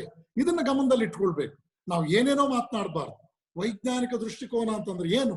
ಶಂಕರಾಚಾರ್ಯರು ಏನ್ ಹೇಳಿದ್ರು, ವಿವೇಕಾನಂದರು ಏನ್ ಹೇಳಿದ್ರು? ನಿಮ್ಮ ವಿಜ್ಞಾನದ ಯಾವುದೇ ವಿಚಾರಗಳು ನಾವು ಚೆನ್ನಾಗಿ ನೆನ್ಪಿಟ್ಕೊಳ್ಬೇಕು, ಅದು ಇಂದ್ರಿಯ ಗ್ರಾಹ್ಯವಾದದ್ದು. They come under the sense perception purview. ಆದ್ದರಿಂದ ಸ್ಪಿರಿಚುಯಾಲಿಟಿ ಇದು it is beyond sense perception. ನಿಮ್ಮ Dalton's theory of atomic structure, Rutherford theory of atomic structure, ಇವತ್ತಿನ big bang theory, modern physics, ಇವೆಲ್ಲವೂ ಕೂಡ ಶಂಕರಾಚಾರ್ಯರ ಅದ್ವೈತ ತತ್ವದ ಮುಂದೆ ಕಿಂಡರ್ ಗಾರ್ಟನ್ ಮಕ್ಕಳಂತೆ ಕುಳಿತಿದೆ. ಶಂಕರಾಚಾರ್ಯರು ಕೊಟ್ಟ ಆತ್ಮತತ್ವ, ಮೈಕ್ರೋಕಾಸಮ್ ಅಂಡ್ ಮೈಕ್ರೋಕಾಸಮ್ ತತ್ವದ ಮುಂದೆ ನಿಮ್ಮ ಮೈಕ್ರೋಸ್ಕೋಪ್ಗಳು ವಿಶ್ಲೇಷಿಸಲಾರದಂತಹ ಅದ್ಭುತ ಸತ್ಯಗಳಿದೆ. ಇದನ್ನ ಗಮನಿಸಬೇಕು ನಾವು. There was never a conflict between religion and science in the history of India. ಭಾರತದ ಇತಿಹಾಸದಲ್ಲಿ ವಿಜ್ಞಾನ ಮತ್ತು ಧರ್ಮ ತಿಕ್ಕಾಟ ನಡೆಸಿಲ್ಲ. ಕಾರಣ ಏನು? Religion or spirituality of India could not only answer the challenges of science, equally it could give a better philosophy. ಇದನ್ನ ಪ್ರೂವ್ ಮಾಡಬಲ್ಲೆ ನಾನು. ಇವತ್ತಿನ ಪಂಚಾಂಗ ನೀವು ಕೊಡಿ, ಇನ್ನು 500 ವರ್ಷಕ್ಕೆ ಸೂರ್ಯಗ್ರಹಣ ಯಾವತ್ತಾಗುತ್ತೆ, ಚಂದ್ರಗ್ರಹಣ ಯಾವತ್ತಾಗುತ್ತೆ ಅನ್ನೋದನ್ನ ಹೇಳ್ತೇನೆ. ಇವತ್ತಿನ ಪಂಚಾಂಗದ ಆಧಾರದ ಮೇಲೆ 300 ವರ್ಷಗಳ ಹಿಂದೆ ಯಾವತ್ತು ಗ್ರಹಣ ನಡೆದಿತ್ತು ಅನ್ನೋದನ್ನ ನಿಮ್ಗೆ ಹೇಳ್ಕೊಡ್ತೇನೆ. ಆದ್ದರಿಂದ ನಾವು ಚೆನ್ನಾಗಿ ನೆನಪಿಟ್ಕೊಳ್ಬೇಕು. ಒಂದು ಫಿಲಾಸಫಿಯನ್ನು ಉಪಯೋಗಿಸ್ಕೊಂಡು ಅದನ್ನ ಮಿಸ್ಯೂಸ್ ಮಾಡಿ ನೀವು ಎಲ್ಲೆಲ್ಲೋ ಬಂದು ಜನಗಳನ್ನ ದಾರಿ ತಪ್ಪಿಸ್ತಾರೆ ಅಂತ ಬಡಬಡಿಸುವಂತಹ ಜನರೇ, ಅದು ಫಿಲಾಸಫಿ ಅಲ್ಲ, ಅದು ಇಂಡಿಯನ್ ಫಿಲಾಸಫಿ ಅಲ್ಲ. ಒರಿಜಿನಲ್ ಇಂಡಿಯನ್ ಫಿಲಾಸಫಿಯನ್ನ 1000 ವರ್ಷದ ಹಿಂದೆ ಈ ದೇಶದ ಮೇಲೆ ದಾಳಿ ಮಾಡಿದ ದಾಳಿಕೋಟ ದರೋಡೆಕೋರರು, ಈ ದೇಶವನ್ನಾಳದ ಐರೋಪ್ಯರು, ಸ್ವಾತಂತ್ರ್ಯ ನಂತರ ಈ ಐರೋಪ್ಯರನ್ನೇ ದಾಸರಂತೆ ಅನುಸರಿಸಿದಂತ ನಮ್ಮ ದೇಶ ಗುಲಾಮರಂತೆ ಅನುಸರಿಸಿ ಮಾಡ್ತಾ ಇದೆ. ಇದನ್ನ ಇವತ್ತಿಗೂ ನಮಗೆ ರಿಯಾಲಿಟಿ ಆಫ್ ಎಜುಕೇಶನ್ ಗೊತ್ತಿಲ್ಲ. ಇವತ್ತು ನೋಡಿ, ಪೋಸ್ಟ್ ಗ್ರಾಜುಯೇಷನ್ ಕೊಡ್ತೀರಿ, ಏನ್ ಓದಿಸ್ತೀರಿ? Answer 6 questions out of 10. ಆ ಮಕ್ಕಳು ಕದ್ದು ಮುಚ್ಚಿ ಬರೆದು ಪರೀಕ್ಷೆ ಪಾಸ್ ಮಾಡದೇ ಇದ್ರೆ ಮಾರ್ಕ್ಸ್ ತಗೊಳ್ಳೋದವನು ಗೊತ್ತಿದೆ. ಯಾವ ಪುಸ್ತಕದಲ್ಲಿ ಎಲ್ಲಿ ವಿಷಯವನ್ನ ನಾವು ಓದಬೇಕು, ಈ ಒಂದು ಕಾನ್ಸೆಪ್ಟ್ಗೆ ಎಷ್ಟು ಪುಸ್ತಕಗಳನ್ನ ನಾನು ರೆಫರ್ ಮಾಡಬೇಕು ಅನ್ನೋದು ಗೊತ್ತಾಗೋದಕ್ಕಿಂತ ಹೆಚ್ಚಾಗಿ ನಕಲಿ ಅಂಕಪಟ್ಟಿ ಎಲ್ಲಿ ಸಿಗುತ್ತೆ ಅಂತ ನಮ್ಮ ಮಕ್ಕಳಿಗೆ ಗೊತ್ತಿದೆ. ಇದೊಂದು ದುರಂತ. ಇದು ಈ ನಿಟ್ಟಿನಲ್ಲಿ ನಾನು ಹೇಳ್ತಾ ಇದ್ದೇನೆ, ರೀಡ್ ಬುಕ್ ಫೌಂಡೇಶನ್ ಇದೊಂದು ಸಂಕಲ್ಪದ ದಿನ ಆಗಬೇಕು. ಸರಸ್ವತಿಯ ಪೂಜೆ ನಮ್ಮ ದೇಶದಲ್ಲಿ ಅನಾದಿ ಕಾಲದಿಂದ ನಡೆದಿದೆ. ಸರಸ್ವತಿಯ ಕೈಯಲ್ಲಿ ಪುಸ್ತಕ ಇದೆ. ನಾನು 4ನೇ ತರಗತಿಯ ಮಕ್ಕಳಿಗೆ 10 ವರ್ಷದ ಹಿಂದೆ ಒಂದು ಓರಲ್ ಎಕ್ಸಾಮ್ ಮಾಡಿದೆ. 10 ಸರಸ್ವತಿಯ ಫೋಟೋಗಳನ್ನ ಮಕ್ಕಳ ಕೈಗೆ ಹಂಚಿದೆ. ಇದರಲ್ಲಿ ನಿಮ್ಗೆ ಅತ್ಯುತ್ತಮವಾಗಿ ಇಷ್ಟವಾದ ಫೋಟೋ ಯಾವುದು ಅಂತ 9 ಮಕ್ಕಳು ತಮ್ಮದೇ ಆಯ್ಕೆಯನ್ನು ಕೊಟ್ಟರು. ಅದರಲ್ಲಿ ಒಂದು ಮಗು ತುಂಬಾ ಒಳ್ಳೆ ಪೇಂಟ್ ಆಗಿದ್ದನ್ನ ಕೊಡ್ತು, ಇದು ನನಗೆ ಇಷ್ಟವಾಯ್ತು, ಇದು ಚೆನ್ನಾಗಿದೆ. ಮತ್ತೊಂದು ಮಗು ನನಗೆ ಕೊಡ್ತು, ಬ್ಯಾಕ್ ಗ್ರೌಂಡ್ ಚೆನ್ನಾಗಿದೆ. 3ನೇ ಮಗು ಕೊಡ್ತು, ಬಹಳ ಚೆನ್ನಾಗಿ ಮ್ಯಾಚ್ ಆಗಿದೆ ಸರಸ್ವತಿಯ ಡ್ರೆಸ್ ಕೋಡ್ ಅಂತ. ಒಂದು ಮಗು, ಅತ್ಯಂತ ಸಾಮಾನ್ಯ ಮಗು, ನನ್ನ ಹತ್ರ ಬಂದು ಹೇಳ್ತು, Swamiji this is the best photo of Saraswati. ಯಾಕೆ ಅಂತ ಕೇಳಿದೆ. ಆ 9 ಚಿತ್ರಗಳಲ್ಲಿ ಸರಸ್ವತಿಯ ಕೈಯಲ್ಲಿ ಪುಸ್ತಕ ಇಲ್ಲ. ಕೈಯಲ್ಲಿ ಪುಸ್ತಕ ಇಲ್ಲದೆ ಇದ್ರೆ ಅದು ಸರಸ್ವತಿ ಅಲ್ಲ. ನೋಡಿದ್ರ ಎಂಥ ಅನಾಲಿಸಿಸ್ ನಮ್ಮ ಮಗುದು. ಈ ನಿಟ್ಟಿನಲ್ಲಿ ನಾನು ಹೇಳ್ತಾ ಇದ್ದೇನೆ, Saraswati is the personification of pure knowledge. ಅವಳ ಕೃಪೆ ಇಲ್ಲದೆ ಲಕ್ಷಾಧಿಪತಿಗಳು, ಕೋಟ್ಯಾಧಿಪತಿಗಳು ಇವತ್ತು ದಾರಿ ತಪ್ಪಿದ್ದಾರೆ. ತಮ್ಮ ಸಂಪತ್ತನ್ನು ನಿರ್ವಹಿಸಲಾರದೆ ಅವರೆಲ್ಲರೂ ಕಾಲಗರ್ಭದಲ್ಲಿ ಕಣ್ಮರೆಯಾಗಿದ್ದಾರೆ. ಭಿಕ್ಷಾನ್ನಕ್ಕೆ ಹೋಗುವಂತ ಸನ್ನಿವೇಶಕ್ಕೆ ಅವರು ತಮ್ಮ ದುಷ್ಕೃತ್ಯಗಳಿಂದ, ತಮ್ಮ ಅವಿಧೇಯತೆಗಳಿಂದ, ತಮ್ಮ ಕೆಟ್ಟ ಹವ್ಯಾಸಗಳಿಂದ ಅವರು they have reduce to that level. ಆದ್ದರಿಂದ ನಾವು ನೆನಪಿಟ್ಕೊಳ್ಬೇಕು, ರೀಡ್ ಬುಕ್ ಫೌಂಡೇಶನ್ ನಲ್ಲಿ ಭಾರತದಲ್ಲಿ ನಾವು ಗಮನಿಸುವಂತಹ ಸಂದರ್ಭದಲ್ಲಿ ಸರಸ್ವತಿಯನ್ನ ನೆನಪು ಮಾಡ್ಕೊಳ್ಬೇಕು. ಅಭಿಲಾಷ ಬಹಳ ಚೆನ್ನಾಗಿ ನಮ್ಮಮ್ಮ ಶಾರದೆ ಹಾಡಿದಾಗ ಆ ಶಾರದಾ ಮಾತೆ ವಿಶೇಷವಾಗಿ ನನಗೆ ನೆನಪಾಯ್ತು. ಇನ್ನು ನಮ್ಮ ಜೀವನವನ್ನು ಕಟ್ಕೊಳ್ಳೋ ವಿಷಯದಲ್ಲಿ ನಾವು ತುಂಬಾ ಎಚ್ಚರಿಕೆಯಿಂದ ಇರಬೇಕು. ಜೀವನ ಅಂತಂದ್ರೆ ಅದು ಕೇವಲ ಆಸೆ ಬುರುಕುತನ ಅಲ್ಲ. ಜೀವನ ಅಂದ್ರೆ ಏನೇನೋ ಇಷ್ಟಪಡೋದಲ್ಲ, ಅದನ್ನ ಸುಲಭವಾಗಿ ಪಡ್ಕೊಂಡ್ ಬಿಡೋದು ಅಲ್ಲ. ಜೀವನ ಅಂತಂದ್ರೆ ಇದೊಂದು ದೊಡ್ಡ ಅನ್ವೇಷಣೆ. ಈ ಅನ್ವೇಷಣೆಗೆ ನಾವೊಬ್ಬ ಸಂಶೋಧಕರಾಗಿ, ನಾವೊಬ್ಬ ನಾವಿಕರಾಗಿ, ನಾವೊಬ್ಬ ನಿಜವಾದ ಸತ್ಯದ ಆವಿಷ್ಕಾರಕ್ಕೆ ಸಂಕಲ್ಪಿಸಿದಂತಹ ಒಬ್ಬ ಶಿಷ್ಯನಾಗಿ, ಒಬ್ಬ ನಿಜವಾದ ಸತ್ಯಾರ್ಥಿಯಾಗಿ ನಾವು ಕೆಲಸ ಮಾಡಬೇಕಾಗಿದೆ. ಆ ನಿಟ್ಟಿನಲ್ಲಿ ವಿದ್ಯಾಭ್ಯಾಸ ನಮ್ಮ ಸಹಾಯಕ್ಕೆ ಬರಬೇಕು. ವಿದ್ಯಾಭ್ಯಾಸದ ಮುಖ್ಯ ಉದ್ದೇಶವೇ ನಾವು ಗಮನಿಸಬೇಕು, education is for life and not merely for livelihood. It is for life. ಇದನ್ನು ಚೆನ್ನಾಗಿ ನೆನ್ಪಿಟ್ಕೊಳ್ಬೇಕು. ಆದ್ರೆ ದುರದೃಷ್ಟವಶಾತ್ ಇವತ್ತು ನಮಗೆ ಎಜುಕೇಶನ್ ಸಿಗ್ತಾ ಇರ್ತಕ್ಕಂಥದ್ರ ವಿಷಯದಲ್ಲಿ ಮತ್ತೆ ನಾನು ಹೆಚ್ಚು ಬೆಳೆಸಕ್ ಹೋಗೋದಿಲ್ಲ. ಯಾಕೆ ಅಂತಂದ್ರೆ ಎಜುಕೇಶನ್ ಅನ್ನೋದು ವಿವೇಕಾನಂದರ ಮಾತನಲ್ಲಿ ಹೇಳೋದಾದ್ರೆ, we want that type of education by which character is formed, strength of the mind is increased, intellect is expanded, and by which one can stand on one's own feet. ಈ 4 ವಿಷಯಗಳಲ್ಲಿ ನೀವು ಎಲ್ಲೂ ಕೂಡ ನಿಮ್ಮನ್ನ ಸಂಕುಚಿತರನ್ನಾಗಿಸೋದಕ್ಕೆ ಪ್ರಯತ್ನ ಇಲ್ಲ. ಇಲ್ಲಿ ಎಲ್ಲೂ ನೀವು ಫೆನೆಟಿಕ್ ಆಗಲಾರ್ರಿ.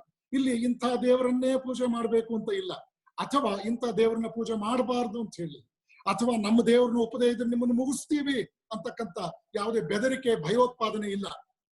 ಜ್ಞಾನ ಅಂತಕ್ಕಂಥದ್ದು ಅದು ಆಕಾಶದಷ್ಟು ವಿಶಾಲ.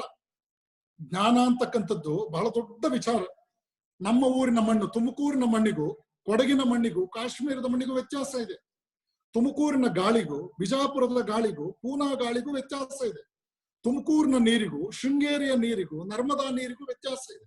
ಆದ್ರೆ ತುಮಕೂರಿನ ಆಕಾಶಕ್ಕೂ ಕೊಲಂಬೋ ಆಕಾಶಕ್ಕೂ ಟೋಕಿಯೋ ಆಕಾಶಕ್ಕೂ ಕ್ಯಾಲಿಫೋರ್ನಿಯಾ ಆಕಾಶಕ್ಕೂ ವ್ಯತ್ಯಾಸ ಇಲ್ಲ. ಯಾವುದು ಸೂಕ್ಷ್ಮವೋ ಅಲ್ಲಿ ವ್ಯತ್ಯಾಸ ಇಲ್ಲ, ಯಾವುದು ಸ್ಥೂಲವೋ ಅಲ್ಲಿ ವ್ಯತ್ಯಾಸ ಇದ್ದೇ ಇರುತ್ತೆ. ಆ ನಿಟ್ಟಿನಲ್ಲಿ ಸೂಕ್ಷ್ಮವಾದ ಮತ್ತು ಗಹನವಾದದ್ದು ಈ ಜ್ಞಾನ ಅಂತಕ್ಕಂಥ ಒಂದು ಸ್ರೋತ. ಇದೊಂದು ಅದ್ಭುತವಾದ ಪ್ರಯಾಣ. ಇದು ನಿಂತ ನೀರಲ್ಲ, ಚಲನಶೀಲತೆಯನ್ನು ಉಳ್ಳಂತಹ ಒಂದು ಅದ್ಭುತವಾದ ಪ್ರಯಾಣ. ಮನುಷ್ಯನ ಜೀವನದಲ್ಲಿ ಇಲ್ಲಿ ರಾಮಕೃಷ್ಣರು ನೆನಪಾಗ್ತಾರೆ. ಯಾರು ತಮ್ಮ ಹೆಸರನ್ನೂ ಕೂಡ ಸರಿಯಾಗಿ ಬರೆಯಕ್ಕೆ ಬಾರದೇ ಇದ್ರು ಅಂತಹ ರಾಮಕೃಷ್ಣರು ಹೇಳ್ತಾರೆ, ಅಕ್ಕಿ ಬಾಳೆಕಾಯಿ ವಿದ್ಯೆಯಿಂದ ಆ ವಿದ್ಯೆ ನನಗೆ ಬೇಡ, ನನಗೆ ಸಾಕ್ಷಾತ್ಕಾರದ ವಿದ್ಯೆ ಬೇಕು. ಸಾಕ್ಷಾತ್ಕಾರದ ವಿದ್ಯೆ ಅಂದ್ರೇನು? ಓ ಮ್ಯಾನ್, ನೋ ದೈ ಸೆಲ್ಫ್, ನಿನ್ನನ್ನು ನೀನು ತಿಳ್ಕೋ. ಅಥೆನ್ಸ್ ನ ಯೂನಿವರ್ಸಿಟಿಗಳ ಮೇಲೆ ನಮ್ಮ ಉಪನಿಷತ್ತಿನ ಈ ಮಾತನ್ನ ಹಾಕಿದ್ರು. ಇದನ್ನ ನಾವು ನೆನ್ಪಿಟ್ಕೊಳ್ಬೇಕು. ಅಹಂ ಬ್ರಹ್ಮಾಸ್ಮಿ, ಸರ್ವಂ ಖಲ್ವಿದಂ ಬ್ರಹ್ಮ, ಪ್ರಜ್ಞಾನಂ ಬ್ರಹ್ಮ, ತತ್ವಮಸಿ. ಈ ಮಾತುಗಳೆಲ್ಲ ಏನು ಅದ್ಭುತವಾದ ಮಾತುಗಳು. ಪ್ರಪಂಚ ಈ ಮಾತುಗಳನ್ನು ಎಂದೂ ಕನಸಿನಲ್ಲೂ ನೋಡಿರ್ಲಿಲ್ಲ. ಇದು ಭಾರತದ ಕೊಡುಗೆ. ಶಂಕರಾಚಾರ್ಯರು ಈ ವೇದಗಳಲ್ಲಿದ್ದ ಈ 4 ಅದ್ಭುತವಾದ ಮಾತುಗಳನ್ನು ತಂದು ಈ ಜಗತ್ತಿಗೆ ಒಂದು ಬೆಳಕನ್ನು ಕೊಟ್ಟರು. ಈ ಮಾತುಗಳನ್ನ ಅನುಸರಿಸಿ ಜಗತ್ತು ಉದ್ಧಾರ ಆಗುತ್ತಾ ಇದೆ. ಇದು ರೆವಲ್ಯೂಷನ್ ಅನ್ನ ಪ್ರಚೋದಿಸುವಂತದ್ದಲ್ಲ. ರಷ್ಯಾದ ರೆವಲ್ಯೂಷನ್ ನಾವು ನೋಡಿದ್ವಿ, ಕಾರ್ಲ್ ಮಾರ್ಕ್ಸ್ ಅನ್ನ ನೋಡಿದ್ವಿ.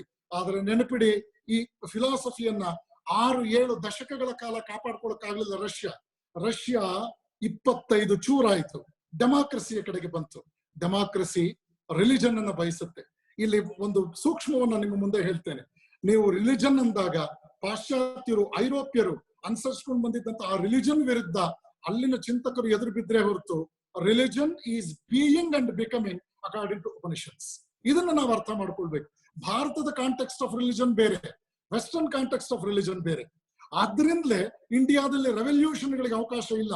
ಯಾಕೆ ಅಂತಂದ್ರೆ ಇಲ್ಲಿ ಎವಲ್ಯೂಷನ್ ಅನ್ನ ಧೀರೋದಾತ್ತವಾಗಿ ಒಪ್ಕೊಳ್ಳಲಾಗಿದೆ.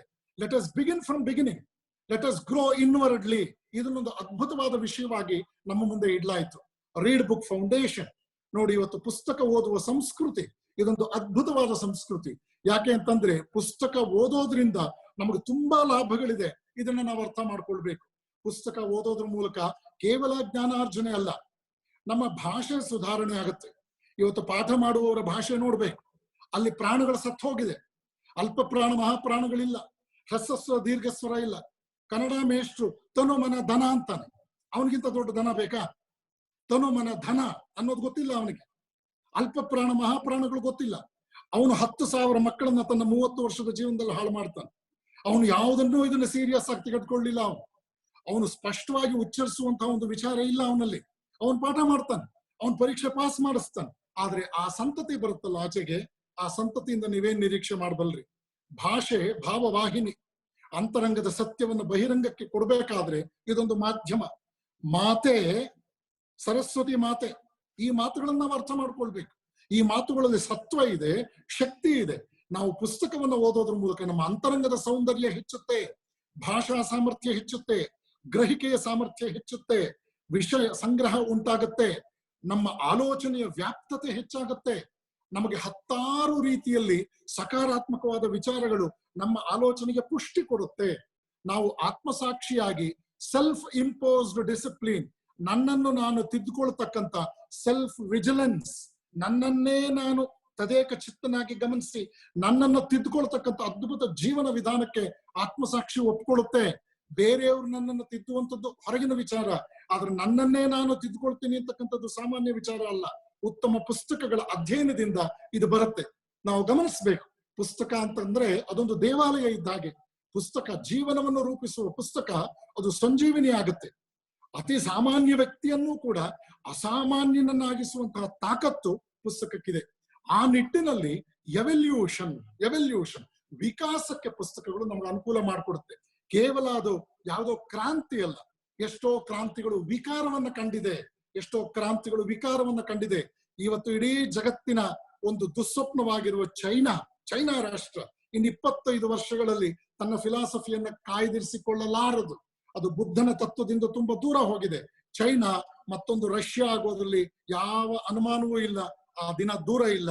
ಅದು ಜಗತ್ತು, ಅಲ್ಲಿನ ಜನರ ಆತ್ಮಸಾಕ್ಷಿಗಳು ನಿರ್ಧರಿಸ್ಬಿಡುತ್ತೆ. ಯಾಕೆ ಅಂತಂದ್ರೆ ಸಂಕುಚಿತತೆಯೇ ಮರಣ, ವಿಕಾಸವೇ ಜೀವನ. ಇದು ಉಪನಿಷತ್ತಿನ ಶ್ರೇಷ್ಠ ಸಂದೇಶ. ಆ ನಿಟ್ಟಿನಲ್ಲಿ ಪುಸ್ತಕಗಳ ಅಧ್ಯಯನದ ಬಗ್ಗೆ ನಾವು ಗಮನಿಸಬೇಕು. ನಮ್ಮ ಅಂತರಂಗದ ಸೌಂದರ್ಯ ಅದೇನು ಅದ್ಭುತ. ನಮ್ಮ ಅಂತರಂಗದಲ್ಲಿ ಶುದ್ಧೀಕರಣ, ನನ್ನ ಆತ್ಮಸಾಕ್ಷಿಗೆ ನನ್ನನ್ನು ನಾನು ಒಪ್ಪಿಸಿಕೊಳ್ತಕ್ಕಂಥ ಒಂದು ಅದ್ಭುತವಾದ ಜೀವನದ ಶುದ್ಧೀಕರಣ ಪ್ರಕ್ರಿಯೆ, ಆತ್ಮಸಾಕ್ಷಿಗೆ ತಕ್ಕಂತೆ ಬದುಕುವಂತಹ ಒಂದು ಸತ್ ಸಂಕಲ್ಪ, ನನ್ನನ್ನು ನಾನು ತಿದ್ದುಕೊಳ್ಳೋದ್ರ ಮೂಲಕ ನಾನೊಬ್ಬ ಮಾನವ ಸಂಪನ್ಮೂಲನಾಗ್ತಾನೆ. An individual becoming an institution. ನೂರಾರು ವೇದಿಕೆಗಳಲ್ಲಿ ಈ ಮಾತನ್ನ ಬಳಸ್ತೇನೆ. ಒಬ್ಬ ವ್ಯಕ್ತಿ ಅವನೊಂದು ವ್ಯಕ್ತಿ ರತ್ನವಾಗಿ, ಮಾನವ ಸಂಪನ್ಮೂಲವಾಗಿ ಮೂಡಿ ಬರ್ಬೇಕಾಗತ್ತೆ. ಈ ರೀತಿಯಲ್ಲಿ ಪುಸ್ತಕಗಳು ಜಗತ್ತಿನ ಮೇಲೆ ಬಹಳ ದೊಡ್ಡ ಪರಿಣಾಮವನ್ನು ಬೀರಿದೆ. ಆದ್ದರಿಂದ ಪುಸ್ತಕಗಳನ್ನ ಅಧ್ಯಯನ ಮಾಡುವಂಥದ್ದು ಆಟ ಎಷ್ಟು ಮುಖ್ಯವೋ ಮಕ್ಕಳಿಗೆ ಪುಸ್ತಕಗಳ ಅಧ್ಯಯನ ಅಷ್ಟೇ ಮುಖ್ಯ. ನಮ್ಮನ್ನಾಳಿದ ರಾಜ ಮಹಾರಾಜರು ಕಾಲಗರ್ಭದಲ್ಲಿ ಕಣ್ಮರೆಯಾದರು. ಅರಮನೆಗಳು ಮಣ್ಣಿನಲ್ಲಿ ಮುಚ್ಚಿ ಹೋದ್ವು. ಅವರ ವೈಭವಗಳು ಯಾವುದೇ ಕುರುಹನ್ನು ಇವತ್ತು ತೋರಿಸ್ತಾ ಇಲ್ಲ. ದ್ವೇಷ, ಸ್ನೇಹ, ಮಾತ್ಸರ್ಯ, ಪ್ರಶಂಸೆ, ಸ್ನೇಹ, ಶತ್ರುತ್ವ ಇದೆಲ್ಲವೂ ಮರೆಯಾಯಿತು. ಆದರೆ ಈ ಎಲ್ಲ ವಿಚಾರಗಳನ್ನು ಬಗೆಯಾಗಿ ವರ್ಣಿಸಿದ ಪುಸ್ತಕಗಳು ಸಾಯಲಿಲ್ಲ. ಇದನ್ನ ನಾವು ನೆನಪಿನಲ್ಲಿ ಇಟ್ಕೊಳ್ಬೇಕು. ಈ ಜಗತ್ತು ಕಂಡ ಮಹಾತ್ಮರು ಅವರು ಬೋಧನೆ ಮಾಡಿದಂತ ಅದ್ಭುತವಾದ ವಿಚಾರಗಳು ಪುಸ್ತಕ ರೂಪದಲ್ಲಿ ಬಾರದೇ ಇದ್ದಿದ್ರೆ ಇವತ್ತು ಜಗತ್ತಿಗೆ ಯಾವುದೇ ರೀತಿಯ ಮಾರ್ಗದರ್ಶನ ಇರ್ತಾ ಇರ್ಲಿಲ್ಲ. ಜಗತ್ತಿನ ಪ್ರಥಮ ಘಟಿಕೋತ್ಸವ ಭಾಷಣ ತೈತ್ತಿರಿಯ ಉಪನಿಷತ್ತಿನ ಆಚಾರ್ಯೋಪದೇಶದಲ್ಲಿ ಬರ್ತಕ್ಕಂತಹ ಅದ್ಭುತವಾದ ಮಾತುಗಳು ಏನದು?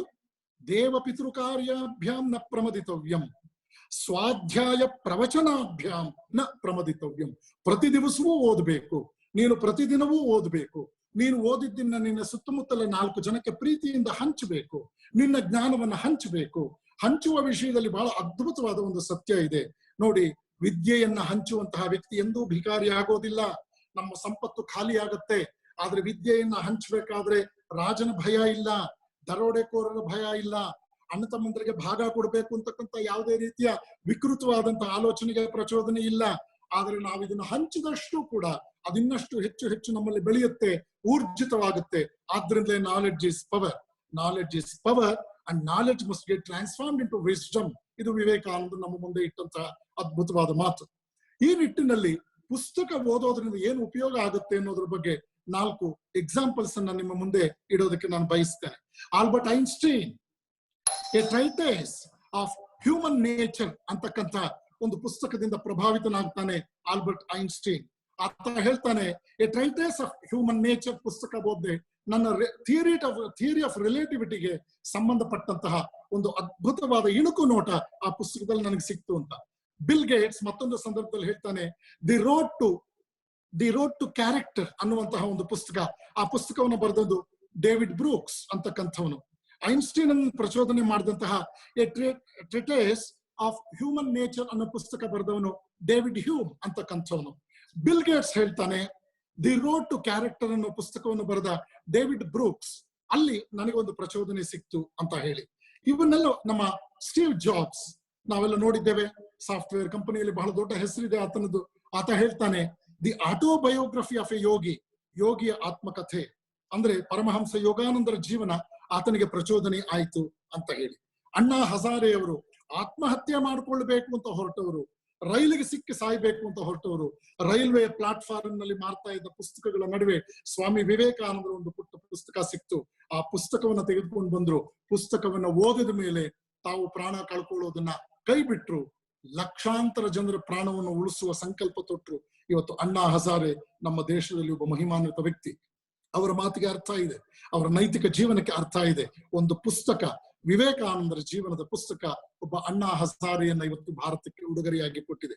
ಗಾಂಧಿಯವರು ಅನ್ ಟು ದಿ ಲಾಸ್ಟ್, ಗಾಂಧಿಯವರ ಮೇಲೆ ಪ್ರಭಾವ ಬೀರಿದಂತ ಪುಸ್ತಕ. ನಾನು ಹೇಳಿದಂತ ಈ ಎಲ್ಲ ವ್ಯಕ್ತಿಗಳು ಕೂಡ ಅಂತಾರಾಷ್ಟ್ರೀಯ ಮಟ್ಟದಲ್ಲಿ ಅವರ ಸಮಕಾಲೀನ ಜಗತ್ತಿನಲ್ಲಿ ಪ್ರಚೋದನೆ ನೀಡಿದವರು ಅಷ್ಟೇ ಅಲ್ಲ, ಅವರು ಜಗತ್ತಿನಲ್ಲಿ ಎಂದೆಂದಿಗೂ ಕೂಡ ಗೌರವಕ್ಕೆ ಪಾತ್ರರಾದಂತಹ ವ್ಯಕ್ತಿಗಳು. ಇನ್ನು story of civilization Will Durant ಬರೆದಂತಹ ಪುಸ್ತಕ, ಇವತ್ತು ಆ ಪುಸ್ತಕಕ್ಕೆ ಹೆಚ್ಚಿನ ಮಹತ್ವ ಇದೆ. Man the unknown Alexis Carrel ಬರೆದಂತ ಪುಸ್ತಕ. ದಿ ಪವರ್ ಶಿಫ್ಟ್ ಅಂತಕ್ಕಂಥದ್ನ ಆಲ್ವಿನ್ ಟಾಫ್ಲರ್ ಬರೆದಂತ ಪುಸ್ತಕ ಮ್ಯಾನೇಜ್ಮೆಂಟ್ ನಲ್ಲಿ ಬಹಳ ದೊಡ್ಡ ಹೆಸರು ಮಾಡಿದೆ. ಎನ್ಸೈಕ್ಲೋಪೀಡಿಯಾ ಬ್ರಿಟಾನಿಕಾ ಹಲವಾರು ಸಂಪುಟಗಳಲ್ಲಿ ಬಂದಂತಹ ಈ ಪುಸ್ತಕವನ್ನ ಬರೆದಂತಹ ಒಂದು ಕಮಿಟಿಯ ಚೇರ್ಮನ್ ಆಗಿದ್ದಂತಹ ಮಾರ್ಟಿಮರ್ ಆಡ್ಲರ್, ಆತನ ಮಾತುಗಳು ಕೂಡ ಅದ್ಭುತವಾದ ಮಾತುಗಳು, ಪ್ರಚೋದನಾತ್ಮಕವಾದ ಮಾತುಗಳು. ಪ್ಯಾರಡೈಸ್ ಲಾಸ್ಟ್ ಅಂತಕ್ಕಂಥ ಜಾನ್ ಮಿಲ್ಟನ್ ನ ಪುಸ್ತಕ. ಈ ಪುಸ್ತಕಗಳು ಬಹಳಷ್ಟು ಅದ್ಭುತವಾದ ಪ್ರಭಾವವನ್ನು ಬೀರಿದೆ. ಪೂಜ್ಯ ಸ್ವಾಮಿ ಹರ್ಷಾನಂದಜಿ ಮಹಾರಾಜರವರು the concise encyclopedia of Hinduism ಅಂತ 4 ಸಂಪುಟಗಳಲ್ಲಿ ಬರೆದಿದ್ದಾರೆ. ಈ ಶತಮಾನದಲ್ಲಿ ಅದೊಂದು ಅದ್ಭುತ, ಅದನ್ನು ನಾವು ಓದ್ಬೇಕು. ಈ ನಿಟ್ಟಿನಲ್ಲಿ ನಾವು ಗಮನಿಸ್ತಾ ಇದ್ದೇವೆ. ಈಗ ನನಗೆ ವಿಶೇಷವಾಗಿ ಒಂದು ಮಾತು ನೆನಪಾಗುತ್ತೆ. ಏನು ಅಂತಂದ್ರೆ, ನಮ್ಮ ವಾಲ್ಟೇರ್, ಫ್ರಾನ್ಸ್ನ ಒಬ್ಬ ದೊಡ್ಡ ಕ್ರಾಂತಿಕಾರಿ ವಾಲ್ಟೇರ್ ಹೇಳಿದಂತ ಮಾತು ಏನದು? ಪುಸ್ತಕಗಳು ಪ್ರಪಂಚವನ್ನ ಆಳುತ್ತವೆ, ಪುಸ್ತಕಗಳು ಪ್ರಪಂಚವನ್ನ ಆಳುತ್ತವೆ ಅನ್ನುವಂಥದ್ದು. ವಿಲ್ ಡ್ಯೂರೆಂಟ್ ಹೇಳಿದಂತ ಒಂದು ಮಾತು ನೆನಪಾಗುತ್ತೆ. Italy had Renaissance, Germany had Reformation, France had Voltaire, but in toto India had Swami Vivekananda. ಇಲ್ಲಿ ವಿವೇಕಾನಂದರ ಬಗ್ಗೆ ನಾನು ಹೆಚ್ಚು ಮಹತ್ವ ಕೊಡ್ತಾ ಇದ್ದೇನೆ. ಕಾರಣ ಏನು ಅಂತಂದ್ರೆ, if you want to know India, you study Vivekananda. ಏಷ್ಯಾದಲ್ಲಿ ಪ್ರಥಮ ನೊಬೆಲ್ ಪ್ರೈಸ್ ಪಡೆದಂತಹ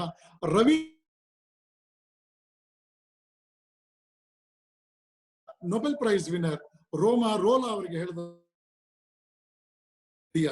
ಭಾರತವನ್ನ ಸಮಗ್ರವಾಗಿ ನೀನು ತಿಳ್ಕೊಳ್ಬೇಕು ಅಂತ ಬಯಸೋದಾದ್ರೆ ಸ್ಟಡಿ ವಿವೇಕಾನಂದ. ಸ್ವಾಮಿ ವಿವೇಕಾನಂದರನ್ನ ಓದು. ವಿವೇಕಾನಂದ ಅಂತಕ್ಕಂಥ ಒಂದು ಮಹಾನ್ ಮಾನವ ಸಂಪನ್ಮೂಲ ನಮ್ಮ ಭಾರತವನ್ನ ಪರಿಚಯಿಸುತ್ತಂತೆ.